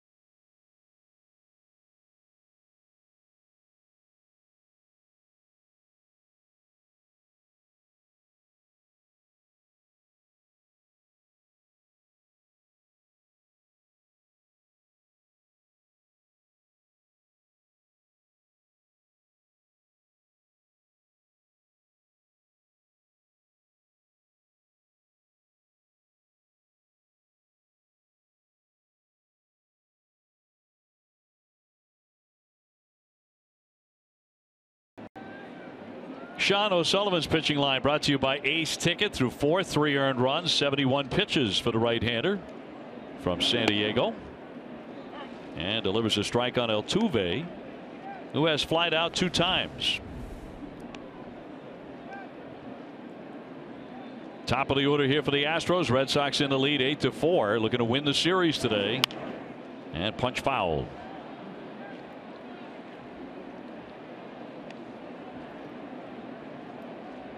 Altuve hitting .340. Don't be surprised if come the end of September he's still hitting .340.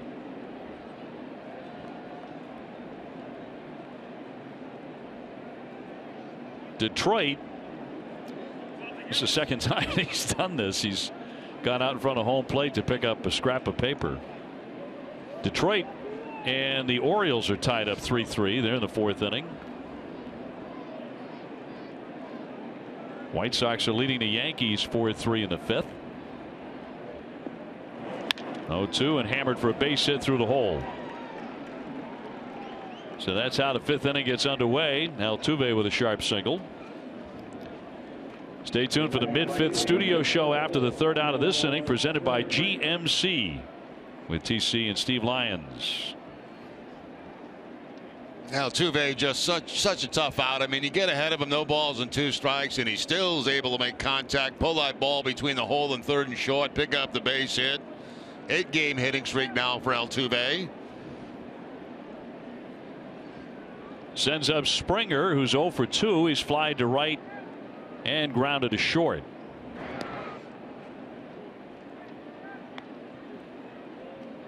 Leading into today's had a very nice series, 6 for 15, 8 RBIs for the Connecticut native. I think the most surprising thing in this series, Altuve does not have a steal yet. And he's been on base a ton. 13 stolen bases in 14 attempts.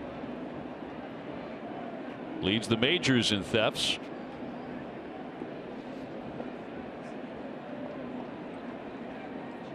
And O'Sullivan delivers to Springer.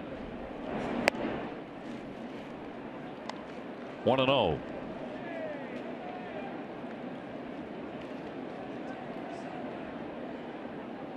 The Astros beat the Yankees in a 1-game wild card game last fall before eventually falling to Kansas City in 5 games in the division series. They almost won that series. They were on the brink of advancing to the league championship. They were up 4 runs in the 8th inning of Game 4 at home before Kansas City rallied for a stunning victory, and they went on to win that series. And that was the end of the ride for A.J. Hinch and his young team. 2-0 runner holding, and a ground ball, base hit up the middle. Springer with a single. Altuve on his way to third. Jackie Bradley throws off balance and won't get him. Throw to second and won't get him. So the throw on to third allowed Springer to advance to second base. Yeah, that's probably an ill-advised throw by Jackie Bradley in center field, because what you want to do in this situation is keep another man out of scoring position. Very aggressive base running by Altuve. You see Jackie catching that ball and a little bit surprised that he was going to third base, but I think the proper throw for him would have been going to second base and keep Correa out of scoring position. So Carl Willis is out and the bullpen is up. Robbie Ross starts to loosen. And Willis is hoping to buy him some time here, but runners at second and third and nobody out. You figure 8 runs ought to be enough. May not be the case today. MLB.TV is premium everything that you've come to expect and more. Watch every out-of-market game, all 30 teams, in true high def. Visit MLB.TV for details.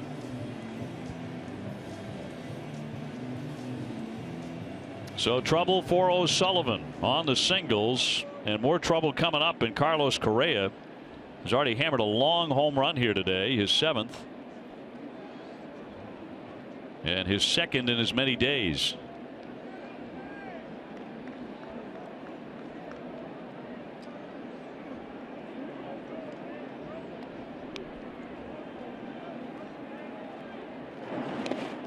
Into the dirt. Nice block by Hannigan. That last time up, a home run for Correa that's going to be on a high fastball. The ball was supposed to be away. It stayed up and in, and he takes it out of Fenway for the home run. His 7th of the season. 10 hits in his last 19 at bats. Runners in scoring position. He's pretty good. Into center, charging in. Jackie Bradley makes the play. Altuve will not try and score. How about this throw? Hannigan knocks it down. Altuve staying glued to third base. You know, a lot of times decisions are made by the third base coach on how the outfielder reacts to a baseball, and the way that Jackie Bradley charged this ball, that really made Altuve stay at third base, even though he's got great speed. Now there's the throw, and it's going to bounce up on Hannigan. So had Altuve gone, he may have been safe. But the way that Jackie caught that ball coming in toward home plate, and the fact that they're also down by 4 runs, that held the runner at third base. That'll send up Rasmus, who has reached on an error and bunted his way on, and here comes John Farrell. So that is going to do it. The call has been made to Ross, who is ready to take on Rasmus. And the day is done for O'Sullivan despite the 8 runs. A pretty early exit. We're going to take the break and be back with more in just a moment.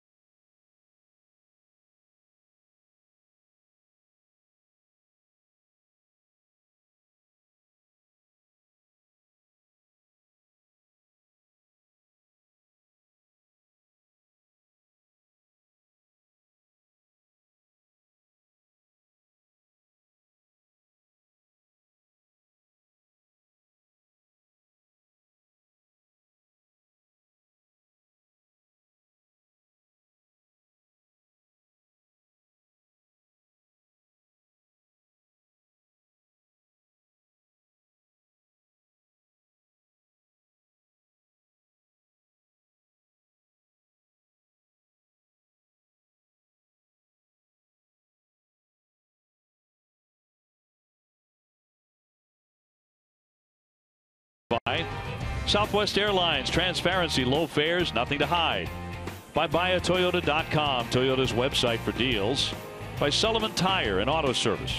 And by your New England Audi dealers. Sean O'Sullivan done after 4 1/3, 5 hits, 3 earned runs, 79 pitches, and gives way to Robbie Ross, sporting a 2.93 earned run average. 1 out, 2 men in scoring position. Rasmus the batter. And 1 for 2 today. So John Farrell going for the lefty against the lefty. And he fouls it away for strike 1.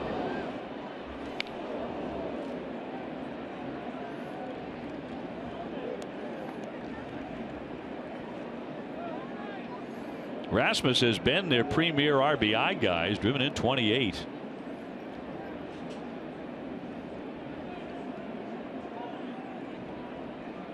Red Sox 8, Houston 4 in the 5th. He had a notion, but he stayed away. 1 ball, 1 strike. So far, back-to-back sliders from Ross. The first one out over the middle of the plate that was fouled off. The next one outside.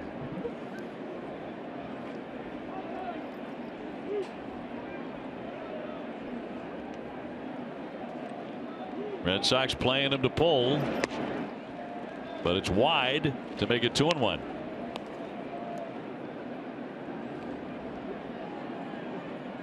Certainly a left-handed hitter's wind today at Fenway Park.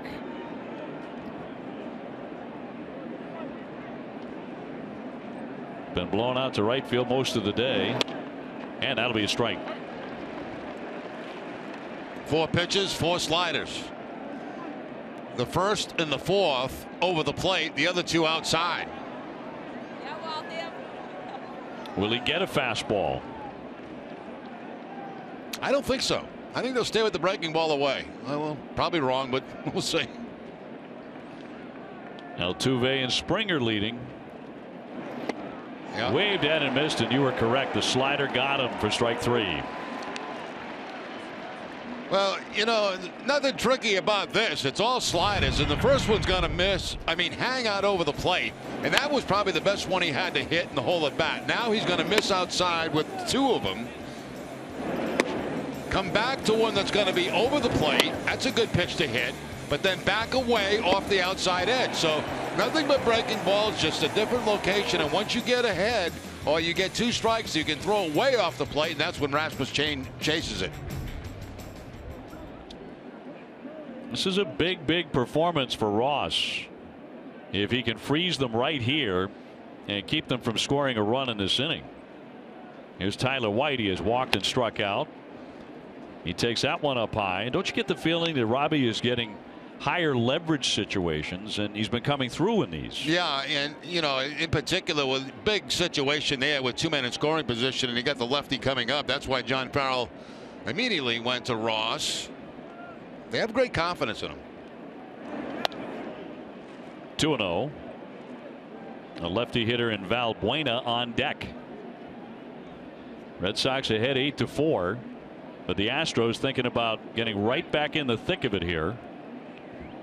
There are 2 down, 2 men in scoring position.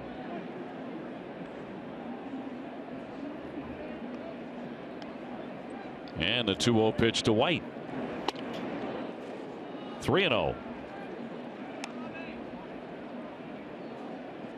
And White might have the green light. Even though they're down by 4 runs, you've got a lefty on deck, as you mentioned. So if he gets a pitch he can handle, he may have the go ahead and swing light. White has been cold against southpaws. Here comes the 3-0. Taking all the way, and that's inside ball 4. So the bases will be loaded. And that'll be another lefty. Have you downloaded the Sox season schedule into your favorite calendar program? You can visit NESN.com/schedule to download right now. Buenda's already belted a 3-run homer. That was against O'Sullivan in the 2nd inning, and he's popped up.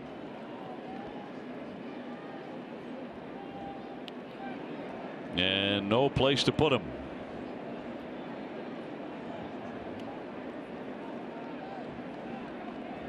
The Astros have belted 2 home runs. And they have hit 2 grand slams against the Red Sox this season. That's inside.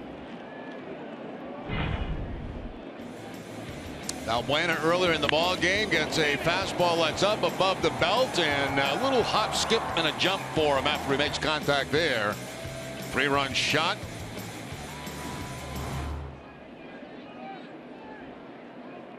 So it's Altuve at third, Springer at second, and White at first. And Balbuena wants time.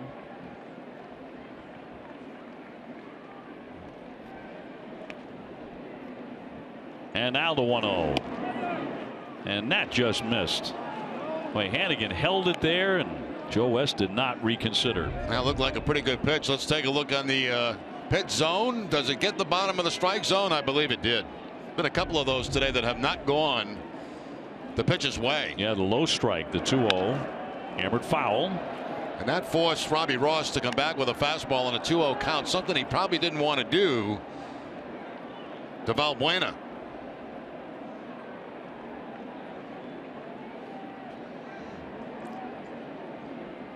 The Astros and a man at every base. Red Sox leading 8-4. And Ross trying to get out of it. And a shot toward the alley. On the move, Jackie Bradley on the run. Won't get it. It's into the triangle, and it hops up into the stands. So that'll bring in a couple of runs and make it 8-6. And the Red Sox caught a bit of a break there. And at the ballpark was a friend there as it skipped up into the seats. It certainly did, because that would have been another run for the Astros. Now there's the breaking ball right there that's going to be out over the plate. And you know, not to make an excuse, but the fact is, and it's the truth, if you get the call that you're supposed to get, and that's that low strike, you put the count in a whole different situation. Then he can go to the breaking ball that's off the plate and hope that he chases. That ball had to be out over the plate. Balbuena is able to take it for the ground rule double. So here's Gomez flicking that one foul. 2 runners in scoring position again. And now it is an 8-6 game. And the Astros certainly not laying down.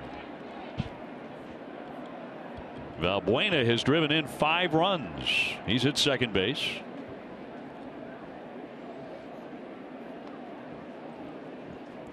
And the 0-1 to Gomez. High and tight. He has walked and flied out. This one turning into a slugfest on a Sunday afternoon.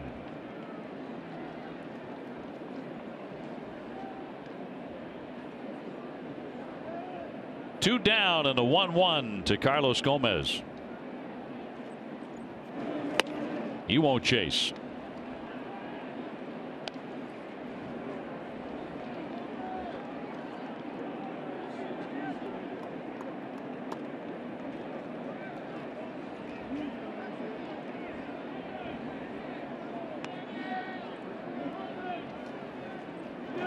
To 1 pitch, and that'll find the mark.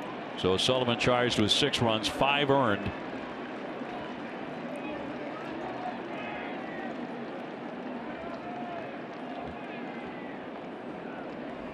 Red Sox still leading at 8-6. Ross looking for the K, and that got him. It hit him. So the bases are going to be loaded. And nobody warming in the bullpen as Willis comes out again. Robbie Ross letting the fastball go inside, and you can see it gets right off the armpit area of Gomez. And that's the last thing Ross wants to do. You got Gomez hitting under 180. Prior to that at bat, hits him, loads the bases. Now he gets to work though on a left-hander, Tucker.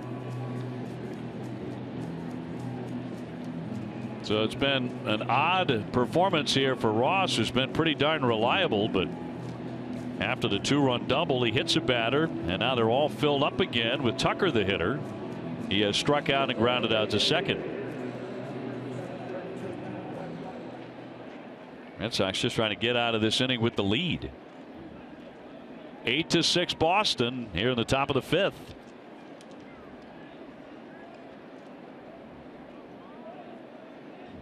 Tucker hitting just 181, but he does have 3 homers. That's a strike.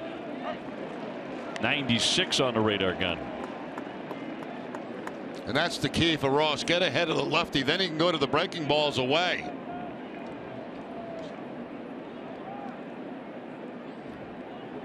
White, Valbuena, and Gomez filling the bases for Houston. Robbie has not thrown many strikes. He's thrown 20 pitches, only 8 strikes. He's kind of been spraying it all over the place.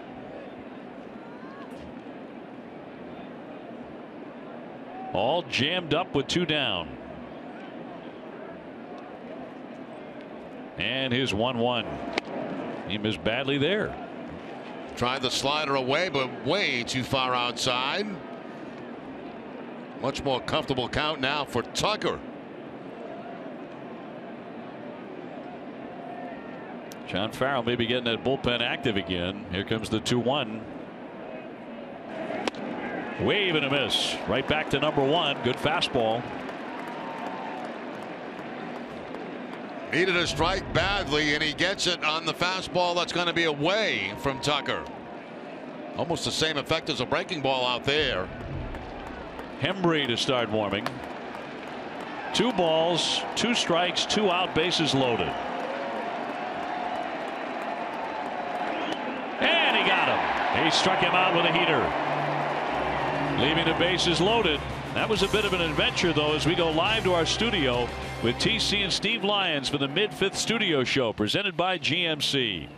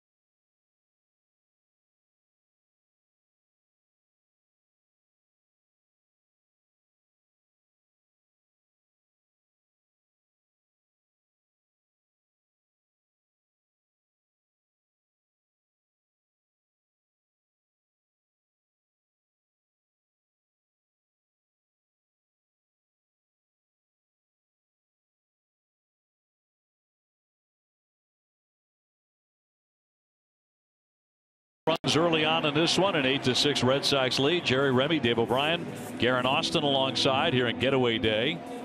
Red Sox about to take off for Kansas City. Hanny Ramirez is 2 for 2 with a double and a single. He'll be followed by Bradley and Rutledge. No hits yet for Jackie Bradley, trying to run his hitting streak to 21. Mike Fiers came on to replace the starter Davinsky after 2 innings.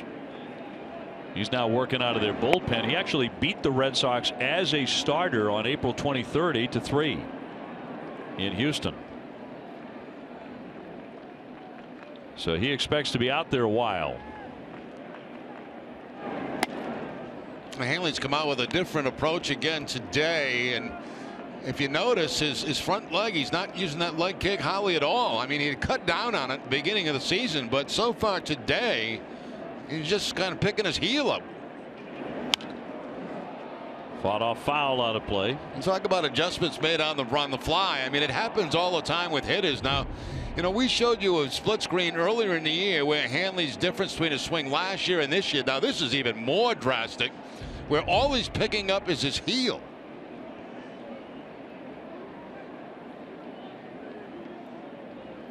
Looking for his third hit. Fires taking his time. Of course, his bunt attempt in the 9th inning with 2 out yesterday. David Ortiz at third. That shocked everybody. You'd certainly prefer to see a near 300 career hitter swing the bat, but there's no doubt if that play works out, that's the play everyone's talking about. If he gets that bunt, that one goes over the head. If he gets it down and by the pitcher, it's the play of the day.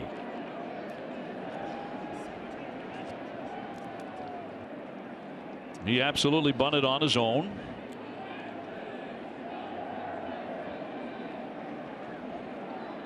And he felt like if he got that down and got David Ortiz in, that was a great play. High fly, dead away center field. Gomez backpedaling to the wall and can't get it. Heading into second base with his third hit of the day, Hanley Ramirez. He is 3 for 3. You know, Dave, I want to show you, if we talk about adjustments for a hitter, and Hanley's 3 for 3 this afternoon. What's he done differently today than just yesterday? Watch his swing yesterday. That's going to be on the left-hand side. Watch his leg kick all the way up, almost to his waist. Okay, now watch today. No leg kick, just a heel coming up. And you know what that does? It quiets down the eyes, the head. You see the ball better. There's less body movement. So you're able to pick up the baseball out of the pitcher's hand a little better. So from day to day, you're making adjustments. Hanley's made a major adjustment from a year ago, to what we saw yesterday, to what we're seeing today. Jackie Bradley stings the liner to center field, and that's 21 in a row. Hit so hard that Hanley has to stop at third base. Back-to-back shots by the Red Sox. Well, I thought Gomez was going to take a chance on that, and I was hoping he would because I had a feeling it would go by him. It was hit that hard by Bradley. Split-fingered fastball doesn't do very much at all. Dips a little bit at the end, but beautiful swing by Jackie Bradley. Keeps his head on the baseball. And you see Gomez, he backs up on it, and I think that's the right thing to do if you're the outfielder, because if you charge that, the ball gets by you. And Bradley probably ends up on third base. So I think Gomez made the proper play there. So a 21-game hitting streak, hitting .413 during that with 6 homers and 26 runs batted in. Hanley Ramirez at third base. And Josh Rutledge is 2 for 2 with a double and a single. And how about Hanley now? 13 hits in his last 26 at bats. So yet another Red Sox hitter on fire. I mean, up and down the lineup. I'm just shocked that he's able to make that adjustment that he made in one day and end up with a day that he's got 3 hits in. There goes Jackie swinging a chopper to third base. Oh, they have Hanley Ramirez in a rundown. And back to Castro, tag him out. Bradley into second base. Chopper right to the third baseman, and Ramirez is out. Yeah, there's really nothing you can do. You know, you can't do anything if Ramirez, because what you're doing is you're taking your secondary lead, and you're going to see where Valbuena makes this play.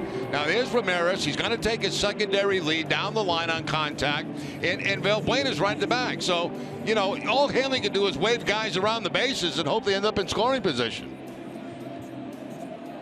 So it's a fielder's choice, 5-2. Brings up Brock Holt. Red Sox leading 8-6. They have reached double figures in hits again, by the way. 10 hits for Boston. Holt is grounded at first and struck out. 1 away.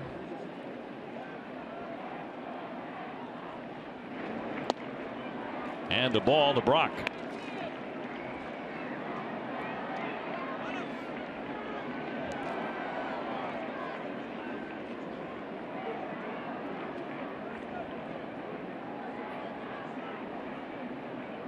A victory today for the Red Sox, and they go to 10 games over 500 for the first time.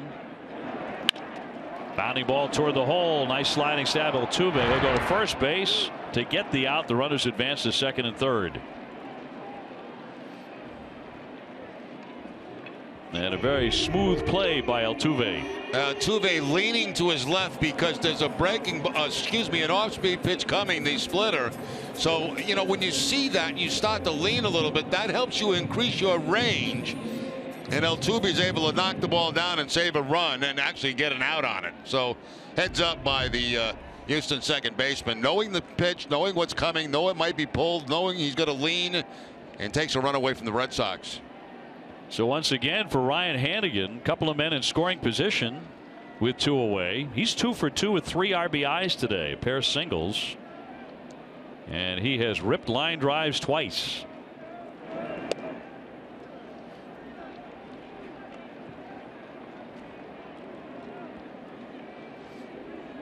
Red Sox 8, Houston 6. Jackie Bradley and Josh Rutledge on the bases. That's low, and Castro would like a mound visit.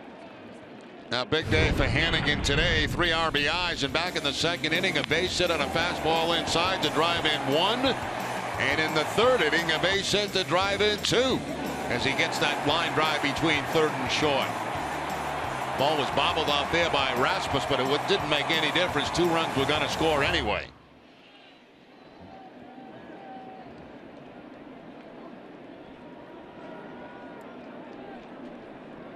He has a chance to add to that right now. Those 3 RBIs. Fires with a 2-0. A strike.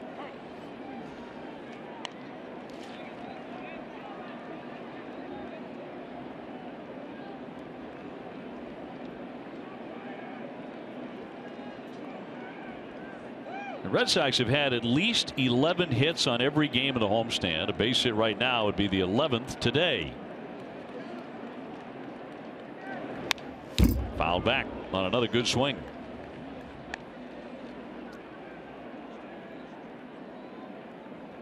Betts would hit next.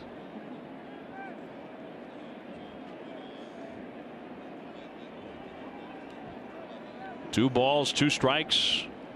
2 out, 2 on.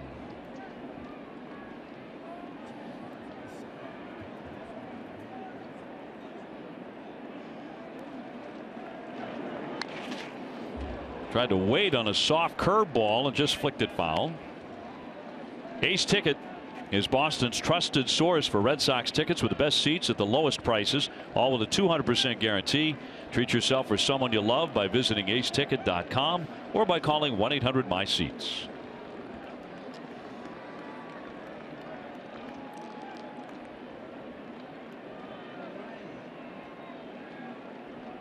Bradley at third, Rutledge at second for Boston. And a 2-2 home. And a little dribbler up the first base line. It started foul and came back fair. Picked up by White, and he will tag him out to retire the side. That had a lot of spin on it. Red Sox do not score. 8-6 Boston.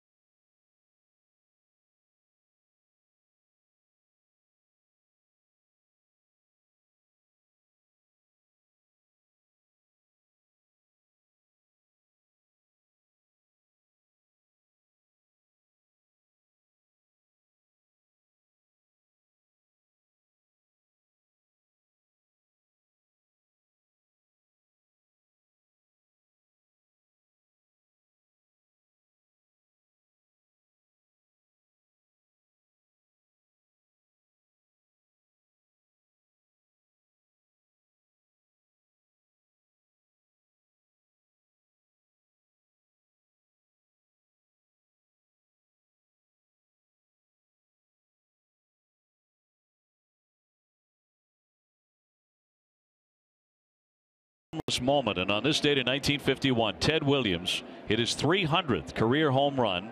It was in his 10th season. Red Sox would lose to the White Sox 9-7 right here at Fenway Park.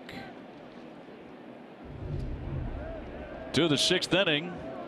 Robbie Ross is back out there.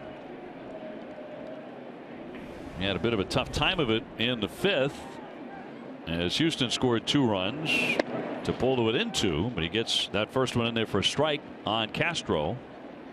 Hembree is still loosening in the bullpen. Yeah, this might be the last batter for Ross facing the left-hander. They may go to Hembree for Altuve at the top of the lineup. Castro 0 for 2. He's grounded to first and lined out to second. So John Farrell has to piece it together today after O'Sullivan went 4 1/3. And the 6 runs charged to him on 8 hits. The lights have just come on at Fenway. We started out under lots of bright sunshine, but the clouds have moved in.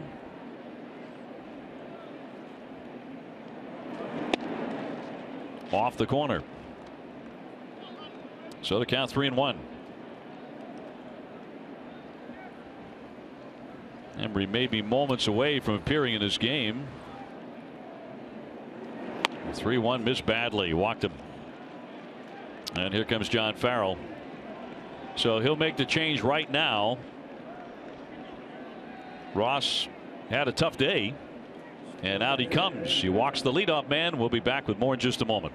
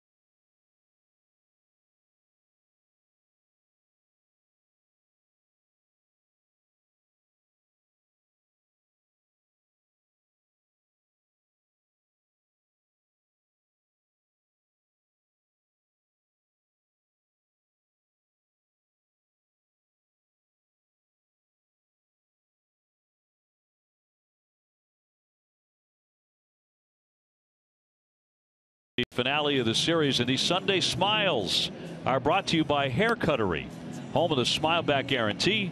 No small print, just big smiles. And a lot of them at Fenway here today. Red Sox got 2 runs in the first, 4 more in the second inning, and 2 more in the third inning, continuing the trend of scoring early. Now here comes Heath Hembree. Out of the bullpen, 1-0 with an ERA 2.03. He's been very tough in 7 appearances. 7 appearances, 15 hits, and 13 1/3 innings. Only 3 walks for Hembree. Taking over for Robbie Ross, who had been pitching very well, but today scuffled a bit and just walked the leadoff man. Altuve 1 for 3, singled and scored last time up in the 5th inning when they got a pair.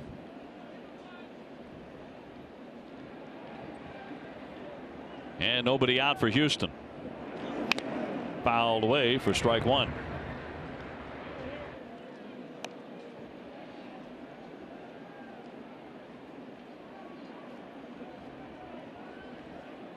Rick Porcello on the mound at Kansas City tomorrow evening.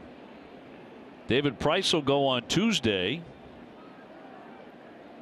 And on Wednesday afternoon, Stephen Wright.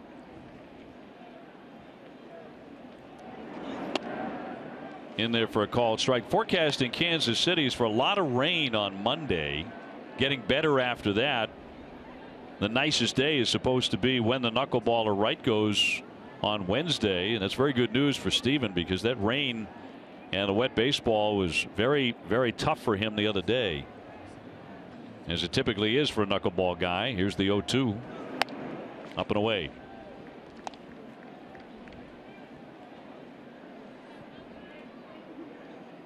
But we'll see if we play tomorrow in Kansas City. That forecast is really nasty.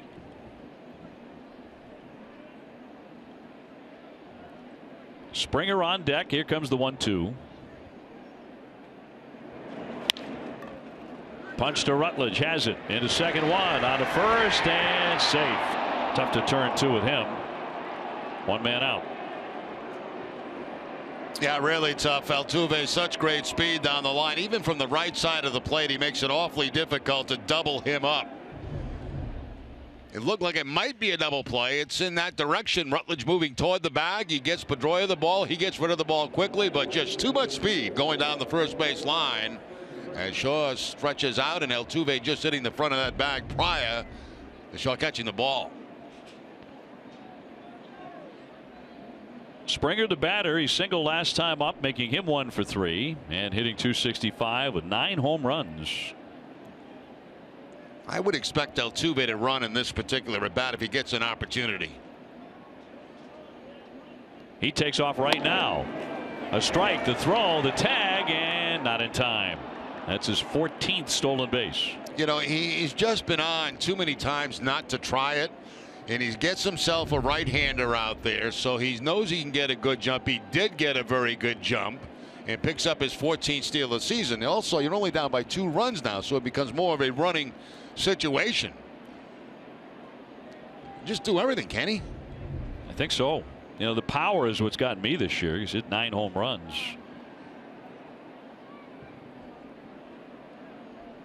So Springer trying to pick up his 26th RBI. Right now, Hembree wants to check on the signs with the catcher Hannigan. Man at second base. He just came into the game. Make sure on the same page what sequence of signs they're going to use with the man in scoring position.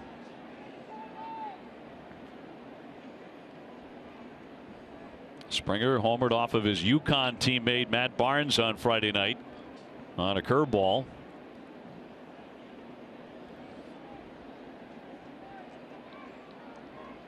Correa on deck, Altuve at second base. Those are really the core Houston Astros as far as the lineup goes. That's a strike. Tough pitch at 94, right on the edge. That's a very good pitch by Hembree. That's unhittable. All you can do is shake your head if you're a hitter. It's not a good pitch to swing at. You got to kind of give that tip your cap to the pitcher on that one. So 0-2 on Springer with 1 away. There goes Altuve, and it swung on a miss, struck him out. The throw, and not in time to get him there. Another stolen base as Springer punches out, and there are 2 down. They can only hold base stealers down for so long, and Altuve knows he can get a good jump against Hembree. He got it at first base, and now he gets it at second base. He's got a little jab step toward third going for him, so he just continues on and gets to third base with 2 outs. And as we mentioned many times, that's important at Fenway because of the short left field. So 15 and counting for Altuve. We've talked in this game about infielders moving and backing up throws. Outfielders do the same thing on counts. They move on counts. And on that last pitch, Bradley had moved way to his left with the count to 2 strikes on Springer. Correa 1 for 3. He's blasted a home run. He went for another one there. 0-1. He wasn't promoted last year to the majors until June. Wonder if he shook himself up there on that swing. I think he did.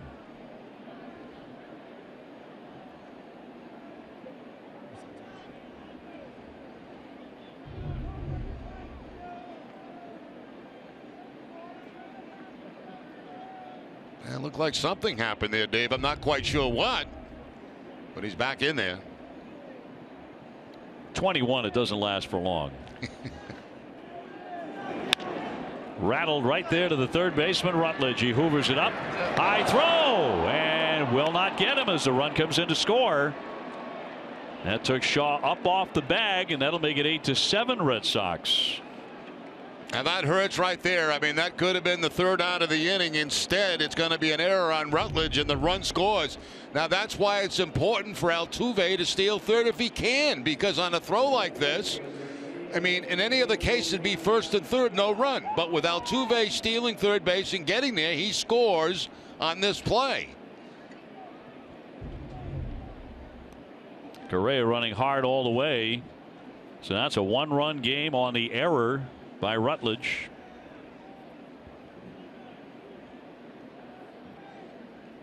The Red Sox have made 3 errors today, which is unusual for them.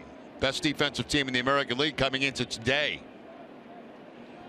And the batter Rasmus got down to second base in a pair of errors in the second inning. One on O'Sullivan on a ground ball that got by the pitcher.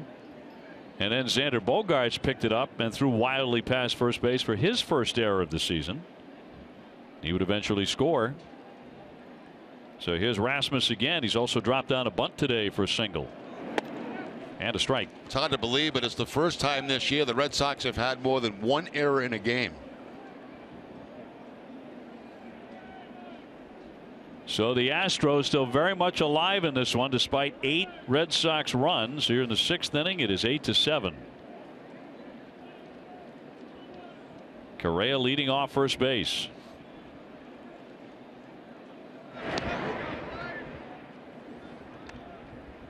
He is also a threat to run. He's got 5 steals on the season.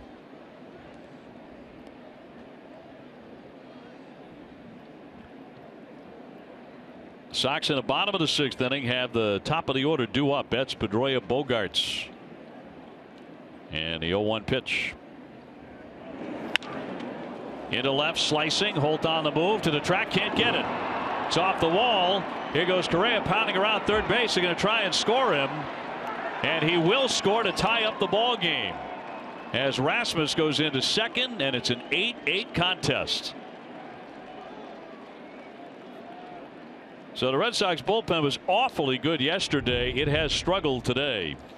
It looked like a little cut fastball that time, and very unusual to see Rasmus go to the opposite field like that. He is a dead pull hitter, and he can see where Brock Holt has to go. Now, once the ball gets over at his head and short hops the fence, that's when you know the runner's going to score. If that ball comes off clean to Brock Holt, the run probably doesn't score. So it's been small things in this inning. The steal of third base by Altuve, and then the error to allow that run to score, and then the bad hop off the wall over the head of Brock Holt, allowing another run to score. So now suddenly the go-ahead run is at second base for Houston with 2 down. Tyler White, the batter. He's drawn a couple of walks and struck out today. Brand new game now, 8-8.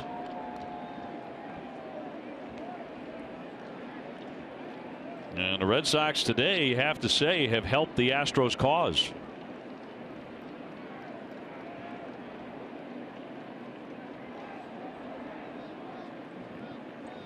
The 0-1 to White. Now 0-2.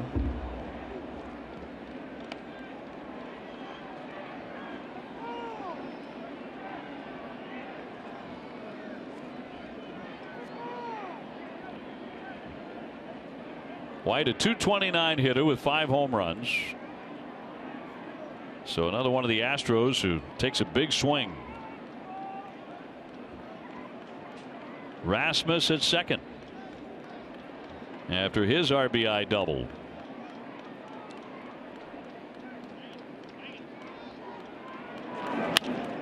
Softly hit into right field. That'll drop down. Rasmus coming around. Here's the throw cut off, and a run is in to make it 9-8, and the Astros are out in front. Now, nobody feels worse right now than Rutledge at third base, because it was his error that could have ended this inning. And since that time, a double by Rasmus to the opposite field, White going to the opposite field. Now, people may say, why was this ball cut off? Well, the fact is it was not on line with home plate and had to be cut off by Travis Shaw. Here comes a throw by Mookie Betts. It's going to be up that third base line, so Shaw has to cut it off. You can see where Hannigan is. It wasn't close to being on target, so they cut it off. So the Astros with a 3-run 6th inning so far, and now lead at 9-8. And they have their first lead of the day. And here's Valbuena, who's been a big reason why they have the lead. He's driven in 5 runs with a 3-run homer and a 2-run double. So this one has taken a big time turn. Long way to go here in the 6th inning. White with the RBI single.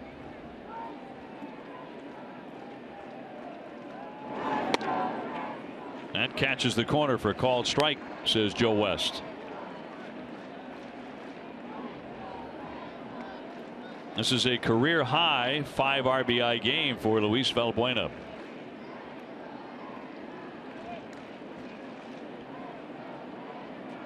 The Red Sox have been averaging 10.5 runs a game on this homestand. They're going to need at least 10 today.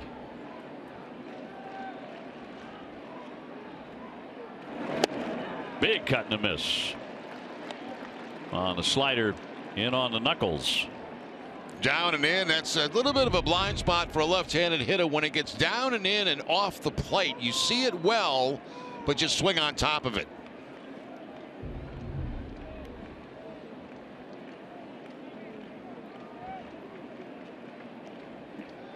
And Valbuena asking for time. Hembree has thrown a lot of strikes. 17 pitches, 15 strikes. But a couple of those have gotten hit.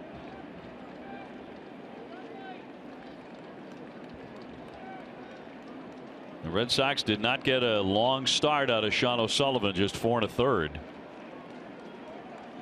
1-2 well outside, 2-2. And the bullpen has been less than crisp today.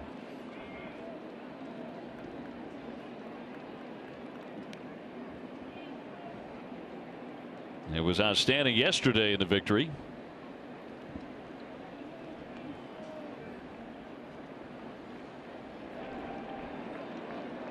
Hembree with a 2-2 home.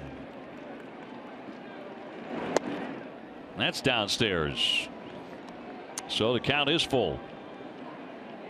Now the the outfield will drop back a few steps on the 3-2 count with 2 outs because the run will be off at first base, so you want to protect anything that's going in the gap and not allow another run to score.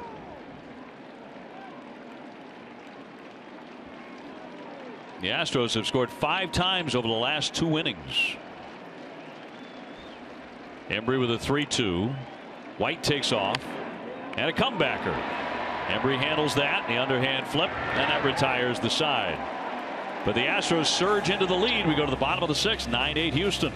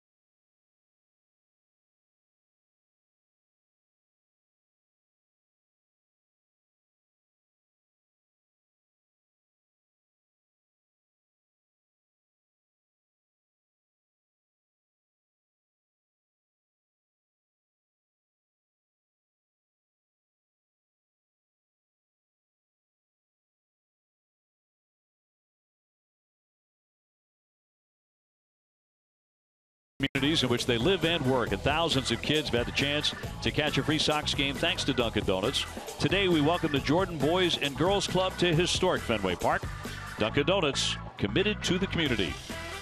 Sox are looking up at Houston now. 9-8 Astros as we go to the last half of the 6th inning. Mookie Betts taking a strike. He's 1 for 2 with a walk. He has scored twice and stolen a base. You would have thought 8 runs, 10 hits would be enough, but it won't be today. High topper to third base. Valbuena guns and dug out. Nice play by White to get the out.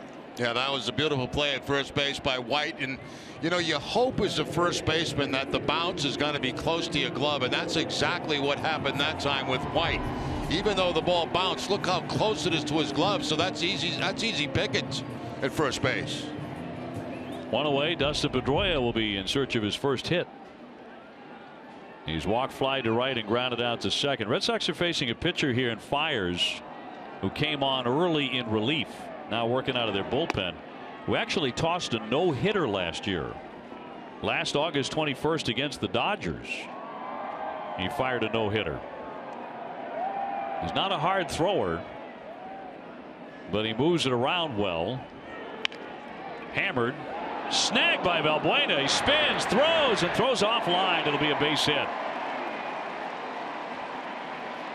So Dustin Pedroia on with a single. Valbuena almost made a spectacular play. Yeah, I was going to say, are you kidding me? I mean, ground ball down the third base line. He makes a great play on to get to it, but then really, you know, little chance to get Pedroia as he has to rush it and throws it well wide of the first base. But he would not get of Dustin anyway, even with a good throw. But a heck of an effort by Valbuena, who's having a big day. 5 RBIs. And a home run. Here comes Xander Bogaerts. He already has 3 RBIs and a home run in the 2nd inning. So the Red Sox forced to rally as they're down 9-8, even though they've out hit Houston 11-8. Bogaerts 1 for 3.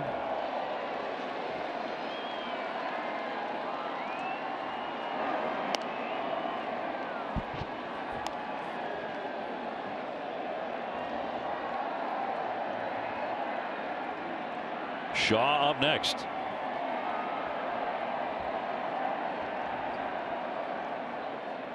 Settle in this one. We're a long way from being done, that's for sure. Despite all the runs early. Check swing and it's inside. 2-0.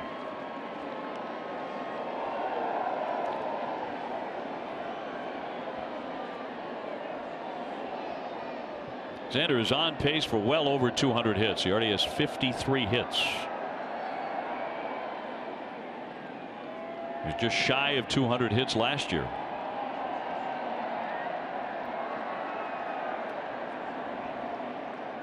One man out. A strike.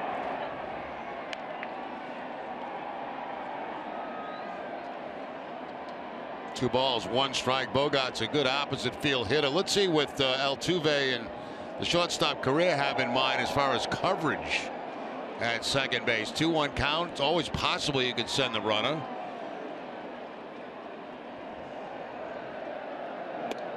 And to back away, and it's 3-1.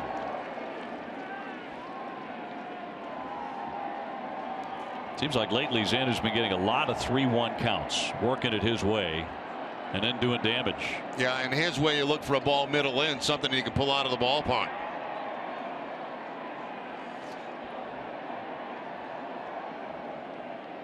Pedroia with a short lead at first base, and the 3-1 to Bogaerts.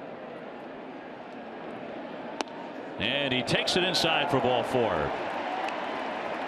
That'll put him on at first and second. Time for a game break, brought to you by Jordan's, the furniture store of the Boston Red Sox. Here's TC.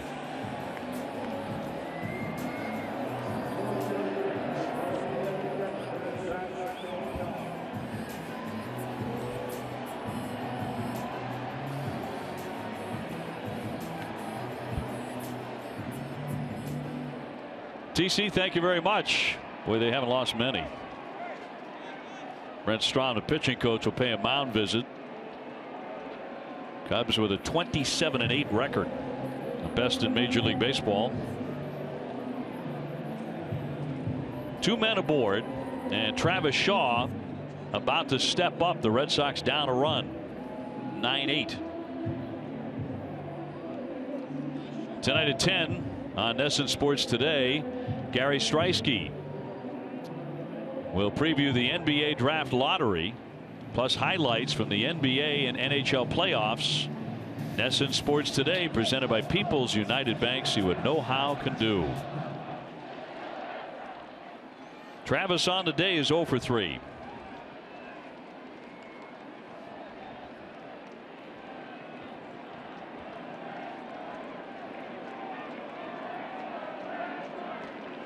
They're going to get Tony Sipp active in their bullpen.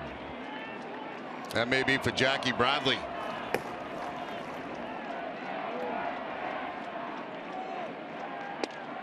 A strike on Travis. His last 9 home games, he's hitting .457 with 11 RBIs.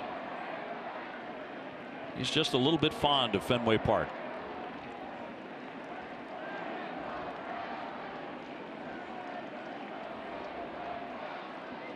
Two men on.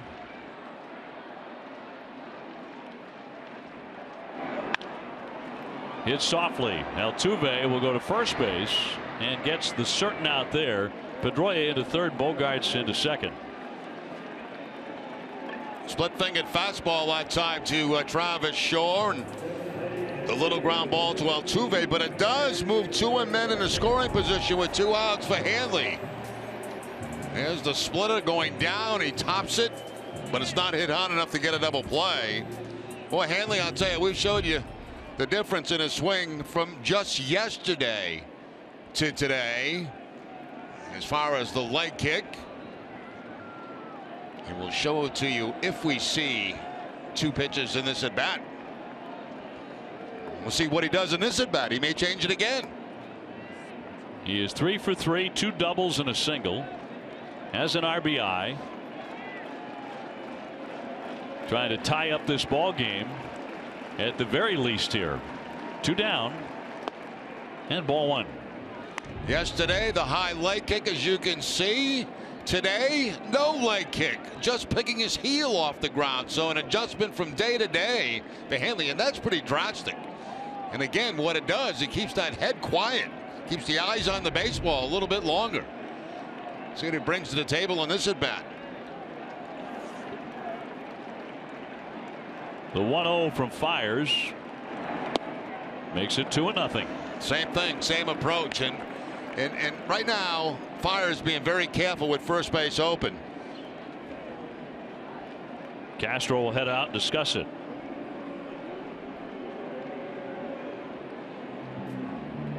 They get 2 down. You do have a lefty working in the bullpen, Sipp, along with Feldman, the right-hander, who has joined him, and as you mentioned, Jackie Bradley on deck. Yeah, that's what's going to happen. You're going to see Sipp in the game if Bradley gets to the plate in this inning with 2 outs.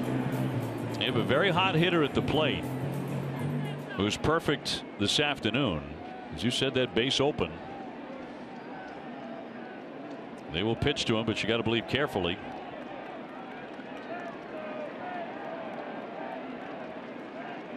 Two and 0 on Hanley.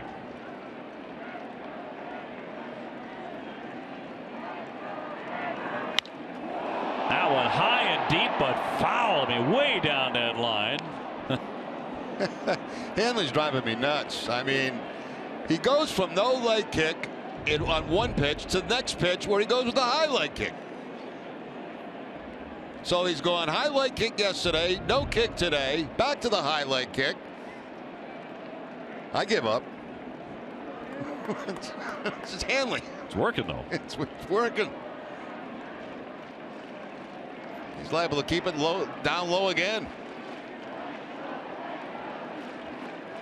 The 2-1. Shattered bat, but a ground ball right there to Altuve, and Fiers gets out of the inning. 2 men left in scoring position. Still 9-8 Houston.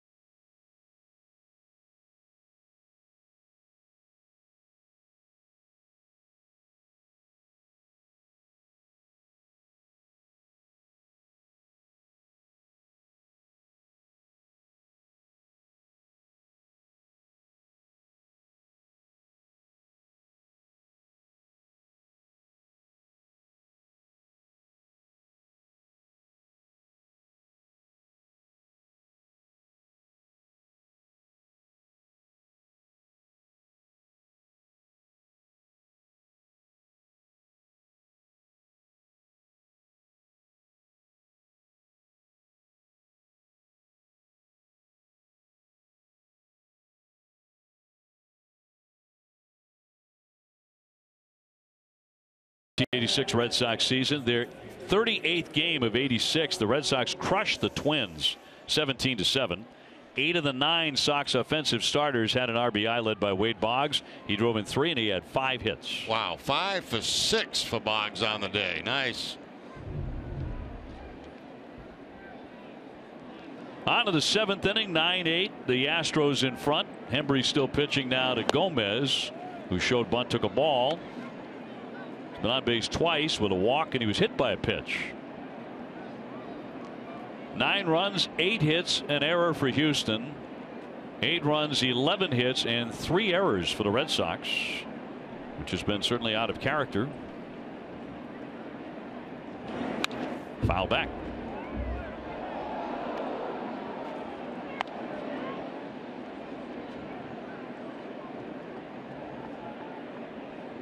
Tucker on deck, and Tazawa about to start warming up.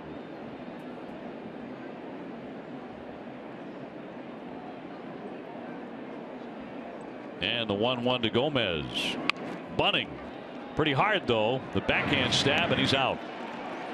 See, one thing third baseman look for when a guy's going to bunt is his back leg. And if you watch the back leg of Carlos Gomez on this particular bunt attempt, how it drops back, that means he's trying to drop the ball down the third baseline. He misfires. He gets it back to the pitcher, and it turns into an easy out. But watch the back leg go back, and that means he's trying to drop the ball down the third baseline. That's what third basemen try to read. You see right there, Rutledge reading that, but the bunt is not a good one. It's back to the pitcher.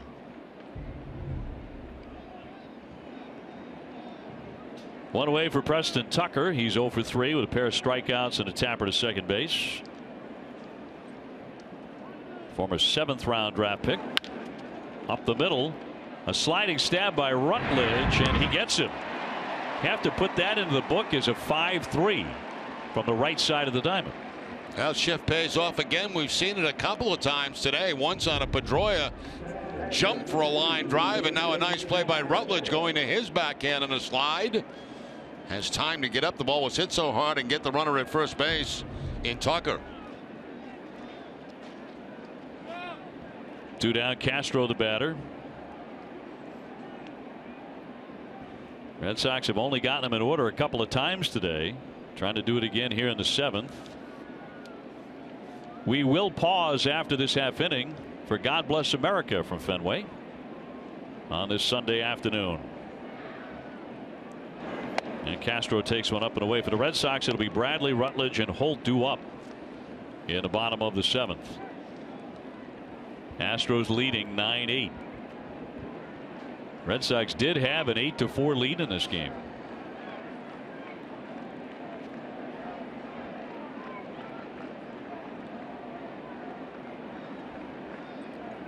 Embry's 1-0 pitch. A strike.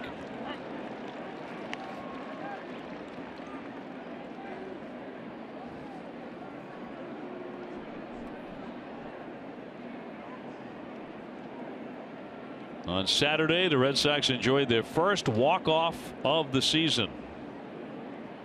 Big Papi style.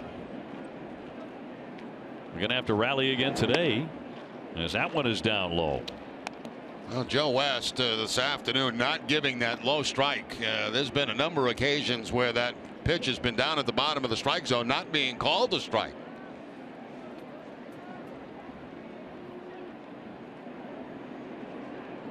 I think like 3 or 4 of them anyway. For both sides. Embry's 2-1 to Castro.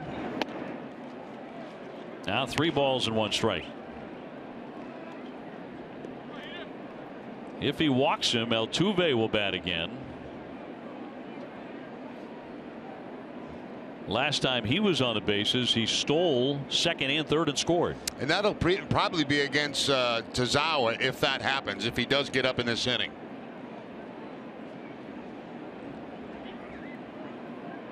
Castro 0 for 2. He's already walked once. 3-1. And he's walked again. Tonight at 6, don't miss the Ultimate Red Sox Show presented by AAA. We take a look at the Sox offensive depth with Dave Dombrowski Plus, Gordon Eads provides some historical perspective on David Ortiz's final season. What a season it has been for Big Papi.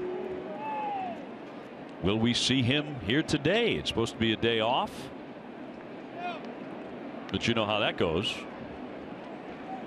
if needed.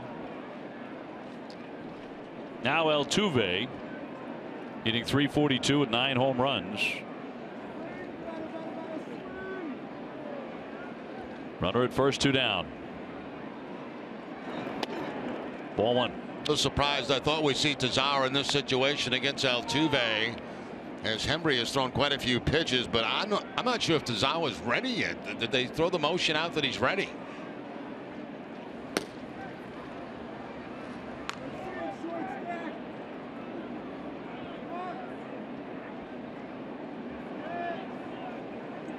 Hembree's 1-0 pitch to Altuve. Downstairs. Now he's clearly going on fumes right now.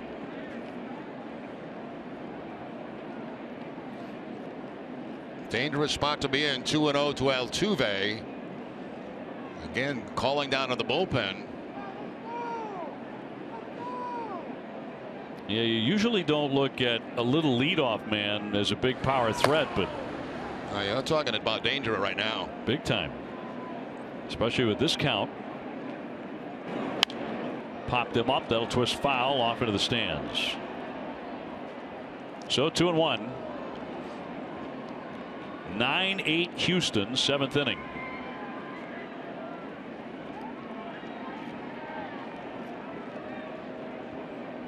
The sun has long since disappeared. We have had 2 entirely different afternoons in one. We had sunshine, a lot of blue sky early on. That is gone. Tucked behind the clouds. Lights have been on for a while. Fouled back 2-2. Red Sox are about to head for Kansas City and a 3-game showdown with the defending world champion Royals. Red Sox like the way their pitching is stacked up. Porcello, Price, and Wright in that series.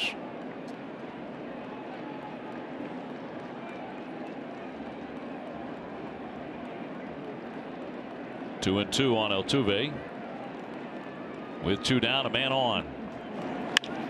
Liner toward right. There's Betts to his right. And the side is retired. We'll keep it here for God Bless America, but stay tuned for Red Sox Final, presented by Plainridge Park Casino. TC and Steve Lyons preview the Red Sox next series in Kansas City against those Royals. The Red Sox Foundation helps make dreams come true for the families of New England. Each afternoon you aid in these life-changing efforts by supporting the 50-50 raffle. Today's winning numbers are now posted on the center field video board. And now, before Josh Cantor leads us in singing of Take Me Out to the Ball Game on the Fenway organ, we ask you to please rise. Here to honor our nation with their rendition of God Bless America, please welcome Newton Country Day School's Cantillare.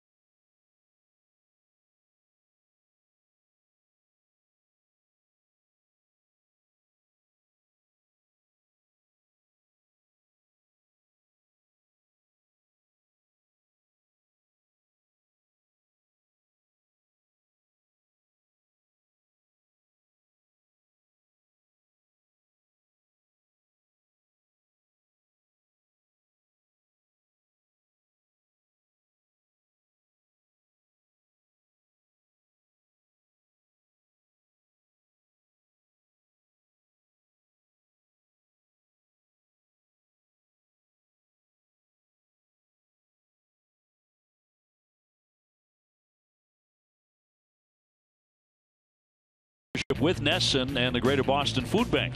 Visit your Boston area Lexus dealer in May to donate non-perishable food items. You can also enter for a chance to win a Nesson VIP ballpark experience. For more information, visit Nesson.com/Lexus. Now, Scott Feldman comes out of the bullpen. We've seen him before in the series. On Friday, he went an inning and 2/3, gave up 1 run. That was a home run to Travis Shaw. Fiers went 4 innings, giving up 2 runs, so he did pretty well out of their pen. And here's Jackie. Bradley's gone 1 for 3, extended his hitting streak to 21 in a row with a sharp single to center field in the 5th inning. The Red Sox are down a run, 9-8 Houston in the 7th. Ground ball to first, and right there is White. He'll flip it to Feldman for the out. This greater coverage of Boston baseball is brought to you by T-Mobile. Major League Baseball team leaders in extra base hits, and the Red Sox are #1 with 153. And looking for some more today, and a man digging in right now. Josh Rutledge has one of them, a double. He's also added a single. He's gone 2 for 3.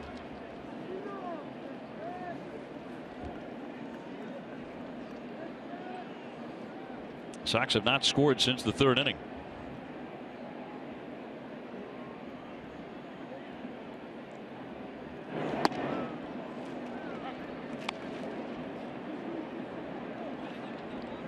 Rutledge trying to get it going. His throwing error opened the door in the 6th inning for more runs for Houston, so he'd like to do something about that right here.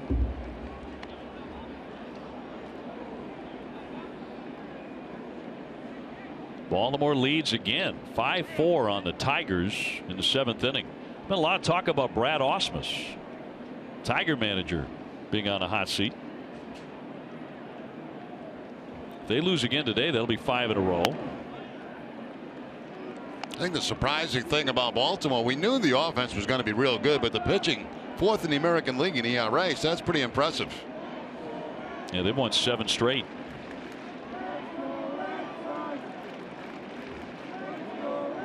One-two pitch, and a base hit into right field. Hit that one hard. His 3rd hit of the day.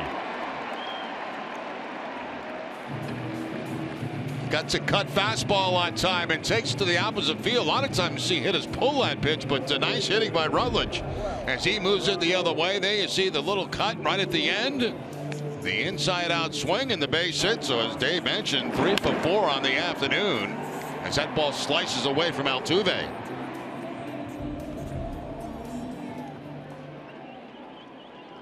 Quiet day so far for the man at the bat, Brock Holt. He has gone 0 for 3 with a grounder to first, a strikeout, and a grounder to second. 9-8 Houston, 7th inning, but a man on and a tying run for the Red Sox. Strike 1.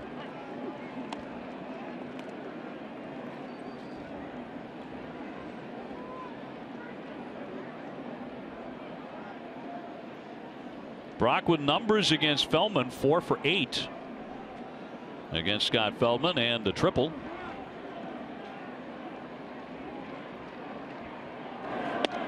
He would not offer. 1 ball, 1 strike. Brock's got a big gap out there in left center field. Colby Rasmus playing him over toward the line and shallow, as you can see in left field, and slightly shading him the opposite way as Gomez. So there's a lot of room in that gap.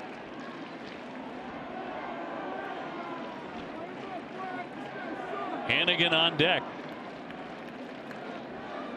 And the 1-1 from the tall, lanky righty. Off the outside. They're pitching him that way, too. Everything has been away as they play their defense accordingly. Pull in the infield, opposite field in the outfield.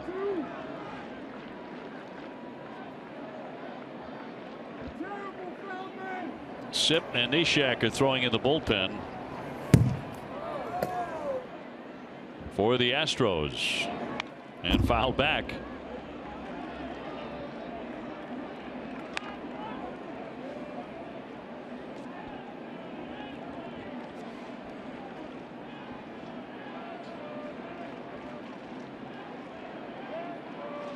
Red Sox have a home run today. There was Xander Bogaerts.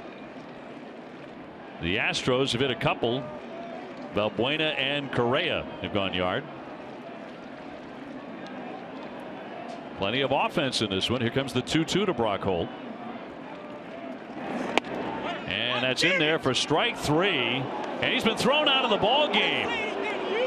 Brock Holt is trying to indicate to Joe West he wasn't yelling at him. He was angry at himself, but West throws him right out of the ball game. I don't know what Brock said, but it got him a very quick ejection. And I mean, that seems really quick to me from Joe West. That's a very fast trigger.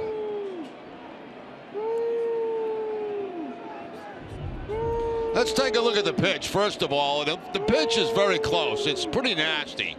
But Holtz yells something at West, and West just throws him out. Now, it looked like it was just 1 or 2 words, but if they weren't the magic words, why throw him out?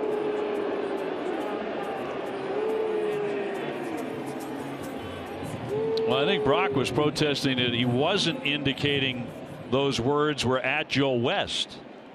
Well, I think they were, Dave. I think they were at Joe West, but the question is, what did he say? And there's some magic words you can't say. Well, so he is thrown out. Red Sox will need a new left fielder. 2 down for Hannigan, who has driven in 3 runs today. He's gone 2 for 3 with a couple of singles.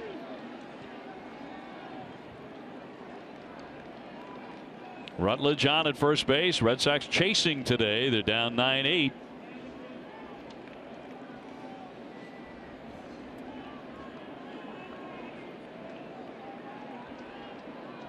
Brock Holt finishing the day 0 for 4, not finishing the way he would like. To me, you know, I think that's a ridiculous ejection. I really do. I agree with you. I think it was awfully fast. And I also believe there are certain things that you cannot say to an umpire. That's not what I heard. A high fly into right center field.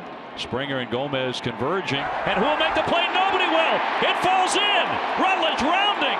And he's going to score as it gets away from Altuve. And that's how the Red Sox tie the ball game. Springer and Gomez looking at each other like, are you going to catch it? Are you going to? Nobody caught it. No, and to me, it looks like it should have been Springer's ball. Now, I know the center fielder has command in the outfield. But you can see Gomez pull up at the last minute, and they're looking at each other. Wow. Wow, that is obviously a huge break for the Red Sox, and Feldman can't believe it that his defense would let him down like that. What a gift on what should have been the 3rd out. Yeah, and instead it ends up being a single. And another RBI for Hannigan, who's driven in 4 runs today. And has himself a 3-hit game. Here's Mookie Betts. So this game is tied up 9-9. The stuff we've seen the last 2 days. Yeah, it's been unbelievable here at Fenway Park. It really has. So we're starting over again. And the sun had absolutely nothing to do with that because it has disappeared as of about 2 hours ago. Now, that was just poor communication between the center fielder and the right fielder. Nobody taking charge of that baseball. They're just looking at each other to see who's going to make the play.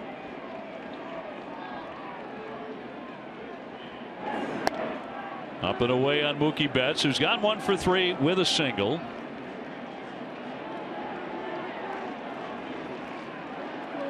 Like Christmas at Fenway. That was a present. And Feldman with a 1-2 pitch. Breaking ball that doesn't snap. Dustin Pedroia on deck. So Rutledge powering home. Running with 2 out. He scores all the way from first base on a fly ball into right center field. It should have been caught for the 3rd out. Goes as an RBI single for Ryan Hannigan. And a 2-2 to Mookie Betts. Line into right center toward the alley. There's nobody there. Onto the track against the wall. Heading for third. Here he comes. The throw home. Will not get him. 3 bases for Betts, and the Red Sox lead it. You know, many times we talk about how outfielders will come in against a hitter when there's 2 strikes on him. That's exactly what Springer did that time. He did his job, but Betts defeats that by going over his head. Now see where Springer's playing and watch where the ball ends up. He's got no chance from that position. I'm not sure he would have had a chance had he been back 5 feet. So that fly ball, a lazy fly ball to the outfield that drops in, turns into this. Mookie Betts with a triple and fired up. He drives in the run. And a batter, Dustin Pedroia, and David Ortiz leaning on a bat on his day off. Day off so far.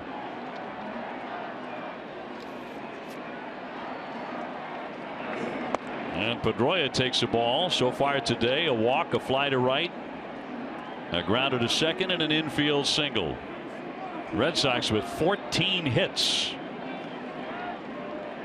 At least one of them very fortunate. And a 2-0. He looks at a strike.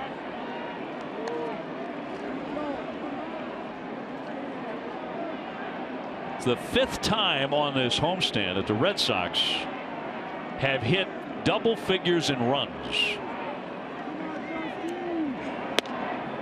Got 14 against Oakland, 13 against Oakland, 13 against Oakland, 11 against Houston, and now 10 today against the Astros.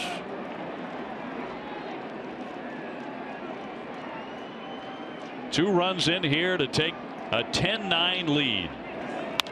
And punch foul. Tomorrow at 6, don't miss Red Sox First Pitch, presented by Joseph Abboud, available at Men's Warehouse. TC, Jim Rice, Steve Lyons analyze the explosive Sox offense during this homestand.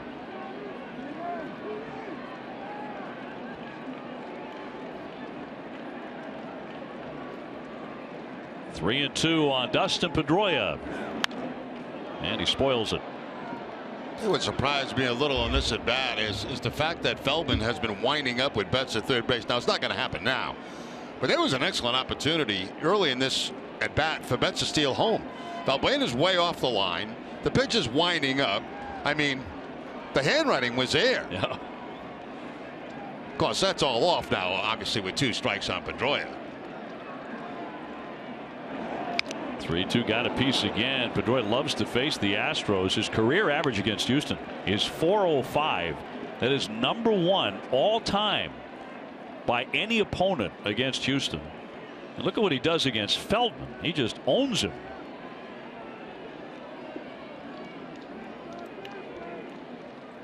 You know Feldman knows that. Betts at third, the 3-2.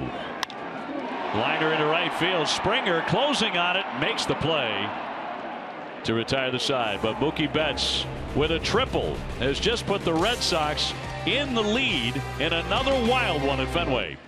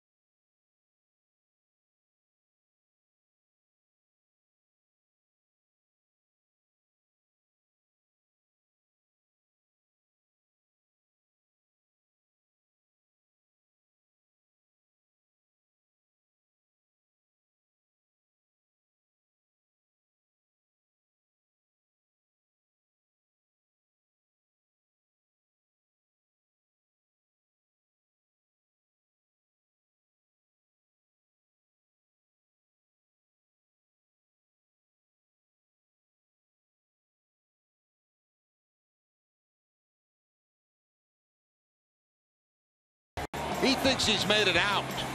Instead, the ball drops in on a lack of communication between center field and right field. Rutledge scores, and then Betts takes one over Springer's head, way over his head, to put the Red Sox ahead, getting the 10th run of the game. It's amazing. You know, sometimes you got to be lucky. You saw Hannigan make that swing, and his head just dropped. He said, I didn't get enough of it to get out of the ballpark. It's going to be caught. Instead, Red Sox go ahead. The way things have been going for this Red Sox team, our game summary is brought to you by Xfinity. Davinsky was gone, their starter, after just 2 innings. For the Red Sox, O'Sullivan only lasted 4 1/3, so it's up to the bullpen from there.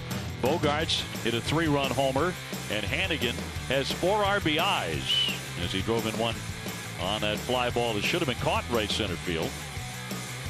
So it is on to the 8th inning. Chris Young goes into the game to play left field, and Junichi Tozawa is the new pitcher.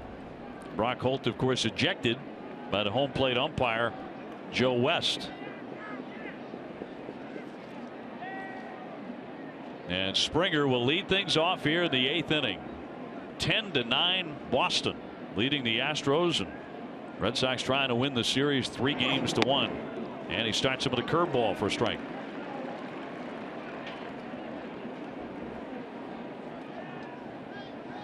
We saw a lot of stuff yesterday. Apparently we didn't see everything. No, they had more tricks in the bag for today. And the 0-1. Good splitter right there from Tozawa. Had a lot of movement on it. The bottom falling out of it. That's one of his better ones. Watch the end action. Boom, right down. Springer's 1 for 4 with a base hit and a run. He scored one of the 2 runs in the 5th inning. He also got 3 in the 6th. Swung on and missed, and that split ate him alive. Down he goes. Well, he followed a good one up with a better one. This time keeping the split away, and even more bottom action on this, as Hannigan has to play it out of the dirt and apply the tag. It's oftentimes how you know it's a dandy of a split when it bounces. Yeah. You got no chance, too, on a pitch like that. If it starts out knee high and it's a split, I mean, it's going to end up probably in the dirt. That brings up Correa. He hit a home run in the 3rd inning and scored after reaching on an error in the 6th inning.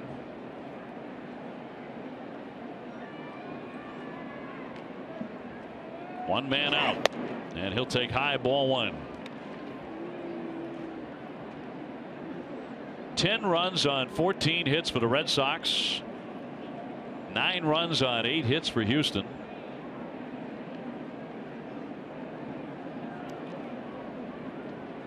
Wind has been blowing out to right field most of the day. The 1-0. That missed. You know, a lot of questions on why Holt got the quick ejection, and I can't get into the language, but let's put it this way. If you use the word "you" to an umpire, you're probably going to get thrown out. I didn't hear that, though. Did you? I didn't hear anything. I mean, I know he was yelling at him, but I couldn't hear what he was saying. Right. But if you direct it at him, you're probably going to get thrown out. I didn't hear a magic word there, and that one is inside. What you and I both know, you cannot get away with no matter what. And so that's one of the reasons it surprised me it was so fast. There's no hesitation by Joe West there. That was a real quick hook.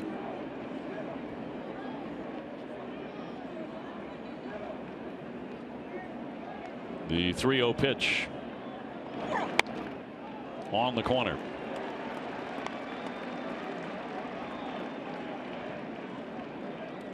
And the Tigers have just surged in front of the Orioles in the 8th inning, 6-5. Trying to snap the Orioles win streak, as the Red Sox have gone in front with a pair of runs in the 7th to lead it 10-9 here.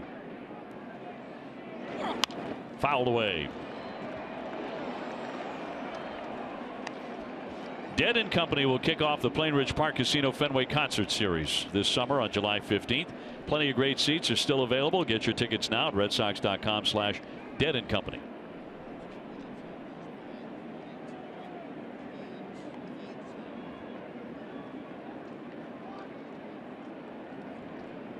Correa 2 for 3 in his career against Tozawa.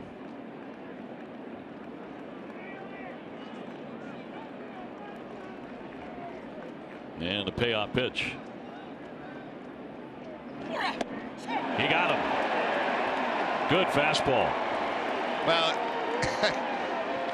watch the timing on this. We have the same shot from center field. Watch the timing on the pitch and the white wrapper that goes at the same time. Well, we can't see it from that angle. I'm sorry. Whatever angle we had, here it is. Well, here comes the wrapper. Here comes the baseball. Perfect timing, and no contact on the fastball. That's why you see hitters go out and pick him up. I'm not sure that's why he struck out, but I mean that's a distraction you don't need. Altuve has gone out twice to pick up one of those hot dog wrappers. Yeah. So he did his own housekeeping to make sure there was no interference. If there was there. Here's Rasmus and a routine ground ball, but it's Bogarts to dig it, and he flips it on to get him. 1, 2, 3, they go. Taz very sharp there. 10-9 Red Sox.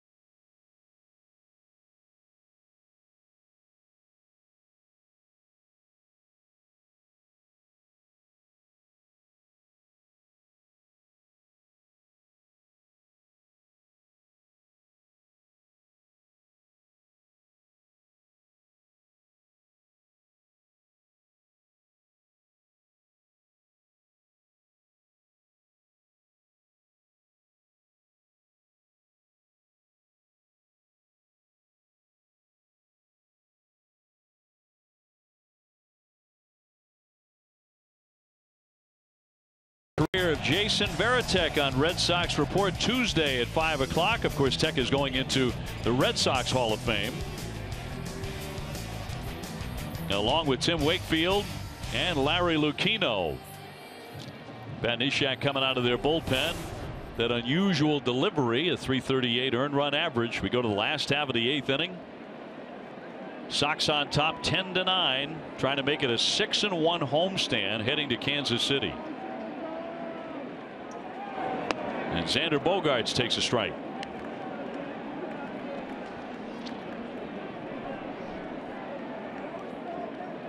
And Kimbrel starting to get fired up in the bullpen for the 9th inning. Line shot, and that one is going to be foul, and Xander knew it. He didn't get very far out of the batter's box. Tonight on an all-new Charlie Moore Outdoors, Charlie will visit Limerick, Maine, and he goes fishing on Lake Arrowhead. Catch all that and more on Charlie Moore Outdoors tonight at 6:30.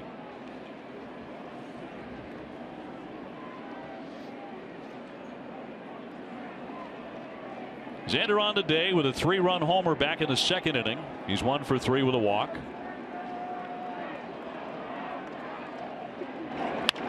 Punches that one off the glove of Neshek. It's going to roll to the grass into no man's land. And Bogaerts is aboard. We'll see how they rule on that. I think it's going to be a base hit. You know, anything back to the pitcher like that is so difficult to feel because you're such a short distance from the hitter. The reaction time is not great. Yes, he gets the glove there, but I still believe that should be a base hit. Just my opinion. I'm going to break your heart with this because that was ruled an error. Oh, come on. Was? You got to be kidding. So no hit for Xander there. You sound heartbroken. You really do. That's a hit. Travis Shaw, the hitter, and has to dance to get out of the way. Look, this is not routine for a pitcher. Let me tell you. I mean, they're 60 feet from home plate. And by the time they react, they get the glove up. That ball's not hit soft. That ball's hit on. That's a base hit. I'm not even going to mention the exit velocity to you, because I know you're not fond of that. No, I don't care about it. Foul tipped into the mitt. Travis 0 for 4. He has struck out, flied to left, grounded to first, and grounded to second. So there have been 5 errors combined by these two clubs today. And 2 of them have been charged to the pitcher. This is like give the pitchers errors day. Is this like a special day? Popped up. Catcher coming out from behind there. White down the line, and he'll make the play in fair territory.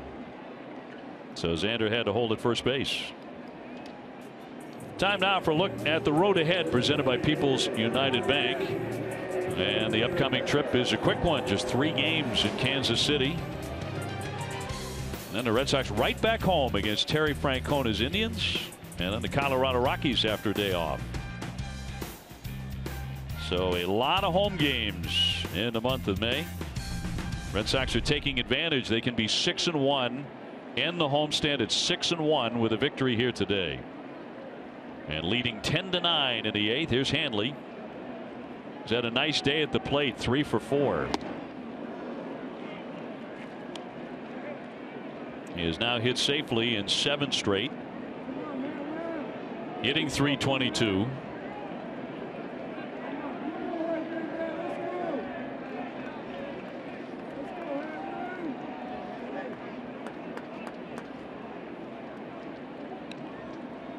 Bogarts with the lead. 0-2.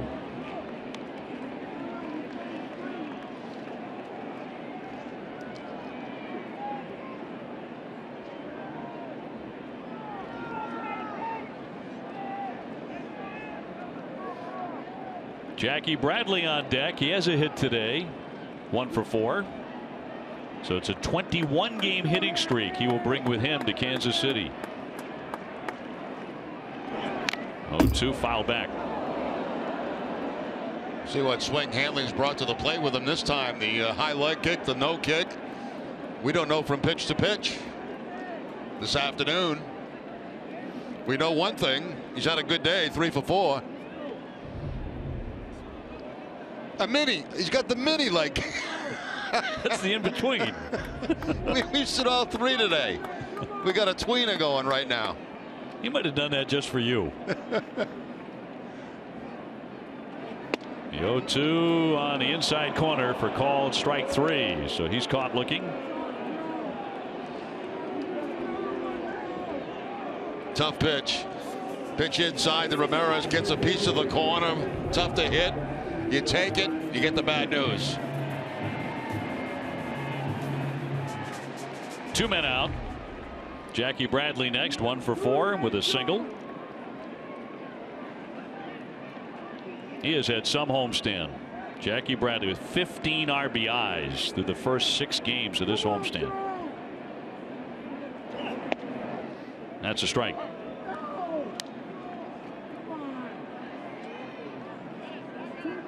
Jackie's hitting 6th today. He batted 2nd yesterday in the Red Sox win.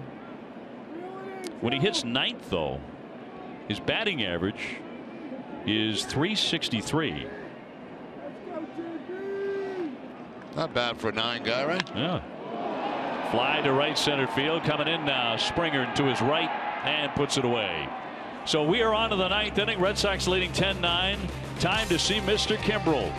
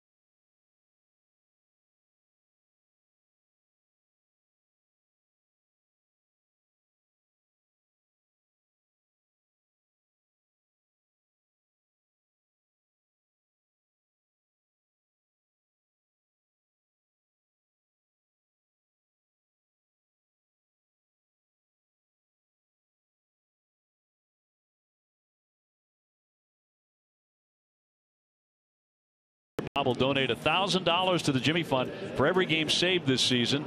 Everybody saves at Bob's, the only choice for untouchable furniture value. Available in store or at mybobs.com. Kimbrel looking for a save number 10. 2.81 ERA. And looking to lock it up here against the 5, 6, and 7 hitters for the Houston Astros. The Red Sox leading 10-9, and a victory would give them the series 3-1. Heading off to face the Royals. We take a look at these rocket arms presented by Quicken Loans. Save leaders over the last 7 years, 234 for Craig Kimbrel. Number 1 in baseball, topping Jonathan Papelbon's 209. Red Sox 3 outs away from another victory. And Tyler White will lead it off here in the 9th inning. He's walked, struck out, walked again, and singled in a run. Been another very interesting and entertaining day of baseball here at Fenway Park. And the Red Sox with some good luck on their side too. This one popped up. Back over the top of the netting. No play for Hannigan.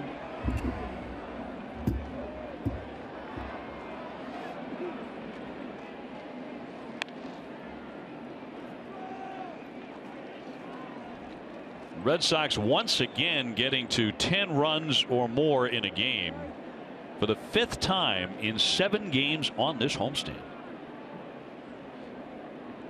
This offense is rolling.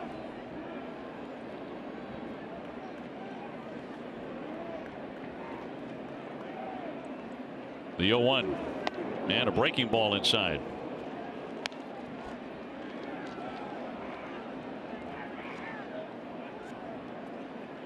$14 hits for the Sox today, 8 for Houston. Rick Porcello will be on the hill in Kansas City tomorrow. The 1-1.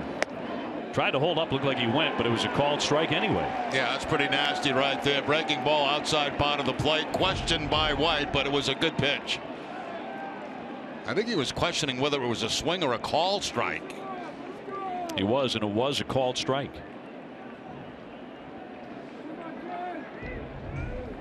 One and two on White.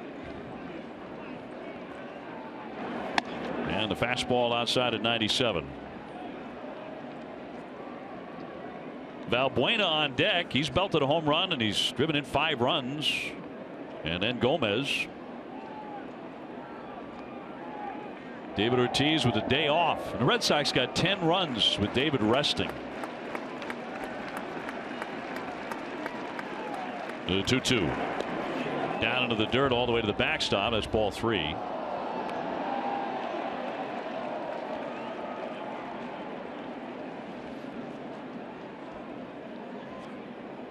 So a full count on White.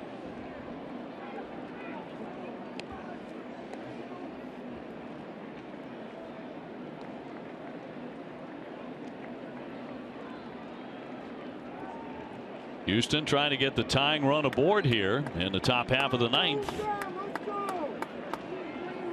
Kimbrel thinking strikeout. Here's the 3-2. And that's strike 3. One away. White takes a look back at Joe West, but really not much of a complaint there. That was a pretty good pitch by Kimbrel. A low fastball. That's got to be just above the knees, as you can see on the replay. We've seen today, if it's a couple inches lower than that, it won't be a strike. Yeah, exactly. A little bit inconsistent, but that ball was clearly in the strike zone. Right through the middle. Here's Valbuena. He's been trouble. 3-run homer, 2-run double, 5 RBIs. He is 0 for 3 with a strikeout against Kimbrel in his career. Punched foul for strike 1.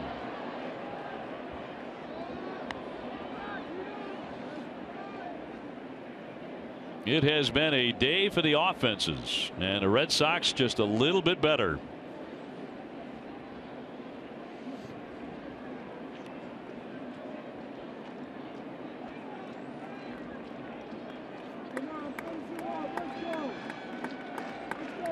The 0-1 pitch.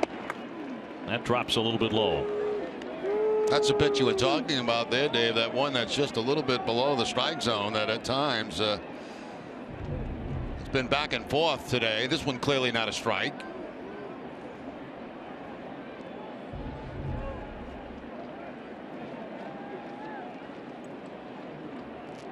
The 1-1 backs him off at 97.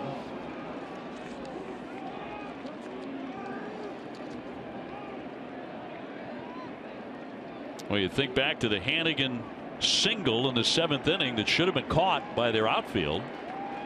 Falling between Gomez and Springer, coming with 2 out.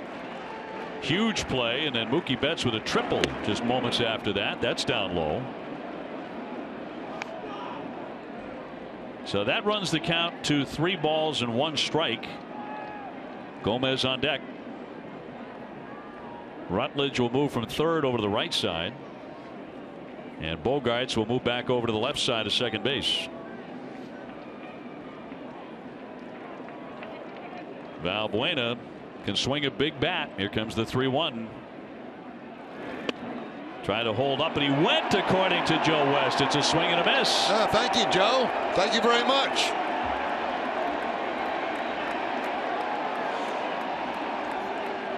Hinch says, what is the umpire at third for? How come you're not appealing to him?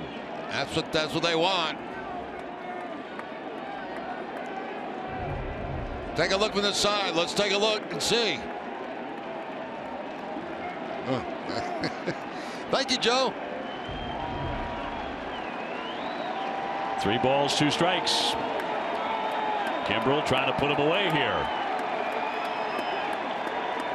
The 3-2 pitch. Line drive into left. Young backs up. 2 down. And the Red Sox 1 out away from the victory.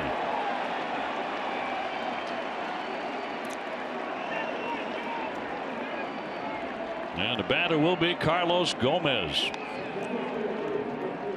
On the day, he has walked and been hit by a pitch. He's 0 for 2. Hitless against Kimbrel.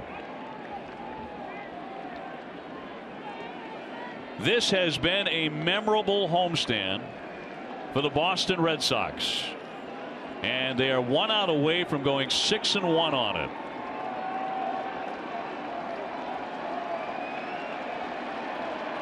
Bases empty, 2 down in the 9th. Strike 1.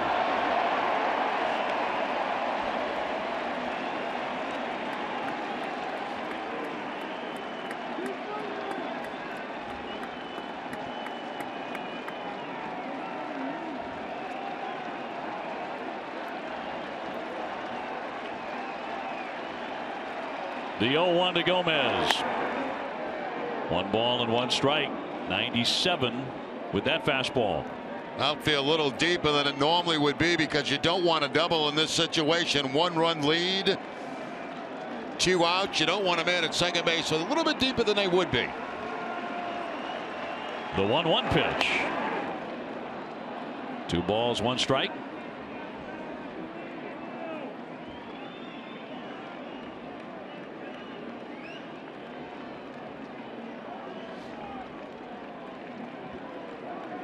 Red Sox trying to win 3 out of the 4 against the Astros. They're on the doorstep. Here comes the 2-1 pitch. 2-2. Just overpowering right there by Kimbrel. That fastball away from Gomez. Not much you can do with that.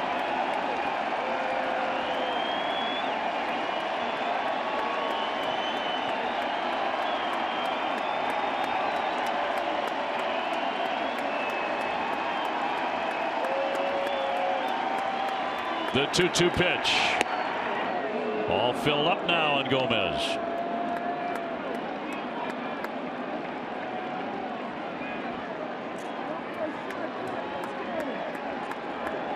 Tucker would hit next if Gomez reaches. Kimbrel trying to shut the door on that right now.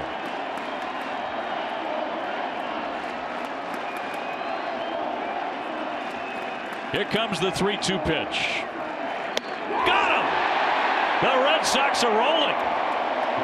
They beat the Astros 10-9. That's a 6-1 homestand. The Red Sox scoring 10 or more runs in 5 of the 7, averaging 10 runs a game throughout the homestand. And now it is on to Kansas City as the Red Sox TC put this one away 10-9. Another wild one at Fenway Park.